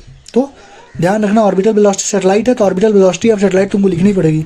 ये हो जाएगी कहाँ, यहाँ से कितनी हो जाएगी m GM, ये r का स्क्वायर अपन r कर दो, कोई दिक्कत नहीं है, r को अंदर कर दो ना, r स्क्वायर करके, r 4 खत्म, यानी m रूट में GM इंटू आर, यानी l डायरेक्टली पुश टू क्या हुआ रूट में r हुआ, यानी L1 upon L2 equal to root में R1 अपन रूट में R2। अब सही होगा, तो R1 कितना था पहले R था, अब 16 R था, ये कट जाएगा तो कितना 1/4 होगा, L2 इक्वल टू 4L1 होगा, 4L होगा। अच्छा क्वेश्चन है, ध्यान रखना, गलती मत करके चलाना, नहीं तो फिर -5 नंबर लेके चले आओगे, फिर आगे बोलोगे भैया गलती हो गई। इसीलिए मैं पहले तुम्हें गलती करवा देता हूँ, फिर मैं बोल देता हूँ -5 नंबर लेके चले आओगे, ठीक है। इन सब चीज़ों का थोड़ा ध्यान रखना। 56 नंबर है, फिर वो acceleration due to gravity height पे डेप्थ पे कितनी बार कहता हूँ, M 2019 का लगाओ खुद से। तो इसका आंसर देख लो, 78 का आंसर 78 का आंसर, ठीक है, सही है। अब देखो JMS 2020 का क्वेश्चन कह रहा है 2 सॉलिड स्फीयर है, R1 दिया है 1 मीटर, R2 दिया हमारे पास 2 मीटर। कह रहा है M1 दिया है मास M1, ये दिया है मास M2। कह रहा है कि M1 gravitational field due to sphere 1 2 are shown. कह रहा है जो ग्रेविटेशनल फील्ड है 1 का कितना है, 1 का कितना है ग्रेविटेशनल फील्ड, आई से दिखाते हैं। ग्रेविटेशनल फील्ड को हम लोग इंटेंसिटी बोलते हैं, ग्रेविटेशनल फील्ड इंटेंसिटी, तो IG बोलते हैं इसको। कितना दिया है 2, और इसका कितना दिया है IG कितना दिया है 3। देखो इलेक्ट्रिक फील्ड का फॉर्मूला बताओ जरा, होगा भैया KQ/R स्क्वायर। तो ग्रेविटेशनल फील्ड का फॉर्मूला क्या होगा, K की जगह G, Q की जगह M, इसका R स्क्वायर, यही फॉर्मूला होगा लेकिन माइनस में होगा। यही तो मैं तब से सिखा रहा हूँ, तो नहीं याद है तो इसको कर लो। तो तुम्हें दिख रहा होगा क्या, IG1/IG2 इक्वल टू G तो सब में कॉमन खत्म हो जाएगा, M1/M2 इंटू R2 का स्क्वायर अपन R1 का स्क्वायर, यही तो होगा। M1/M2 कितना है, M1:N2 ही तो निकालना है हमको। R2 का स्क्वायर, R2 कितना है 2 मीटर, यानी 4, R1 कितना 1, 4/1 हो जाएगा, और IG1 कितना है 2 और ये 3 है, तो M1/M2 हो जाएगा कितना, 1 दूना 2, 1 दूना 2 और 4 3 12, यानी कि 1/6, 1:6 हो जाएगा। 55 का C, 55 का देख लेते हैं, 55 का C, 55 का C सही है, 55 का C है, सही है। देख लो कितने आसान, ये भी इंपॉर्टेंट क्वेश्चन है, लगभग 10-15 तुमको क्वेश्चन में दे रहा हूँ, तो तुमको करने ही करने हैं, ठीक है। 79 देख लो, कह रहा है 2 सेटेलाइट हैं, A और B हैं, मास M है, 2M है, R है। देखो A था B था, मास M था 2M था, रेडियस R था 2R था। अब कह रहा है ratio of kinetic energy, kinetic energy का फॉर्मूला तुम्हें मालूम है क्या होता है, G_M/2R, यही तो होता है। पहले का मास सबका सेम है, तो काइनेटिक एनर्जी 1 काइनेटिक एनर्जी 2 क्या हो जाएगा, मास अपॉन M है, ये 2M है, और रेडियस 2R है, अपन R है, R से R खत्म, M से M खत्म, 1:1 1 हो जाएगा क्या, 79 का D 1 हो जाएगा।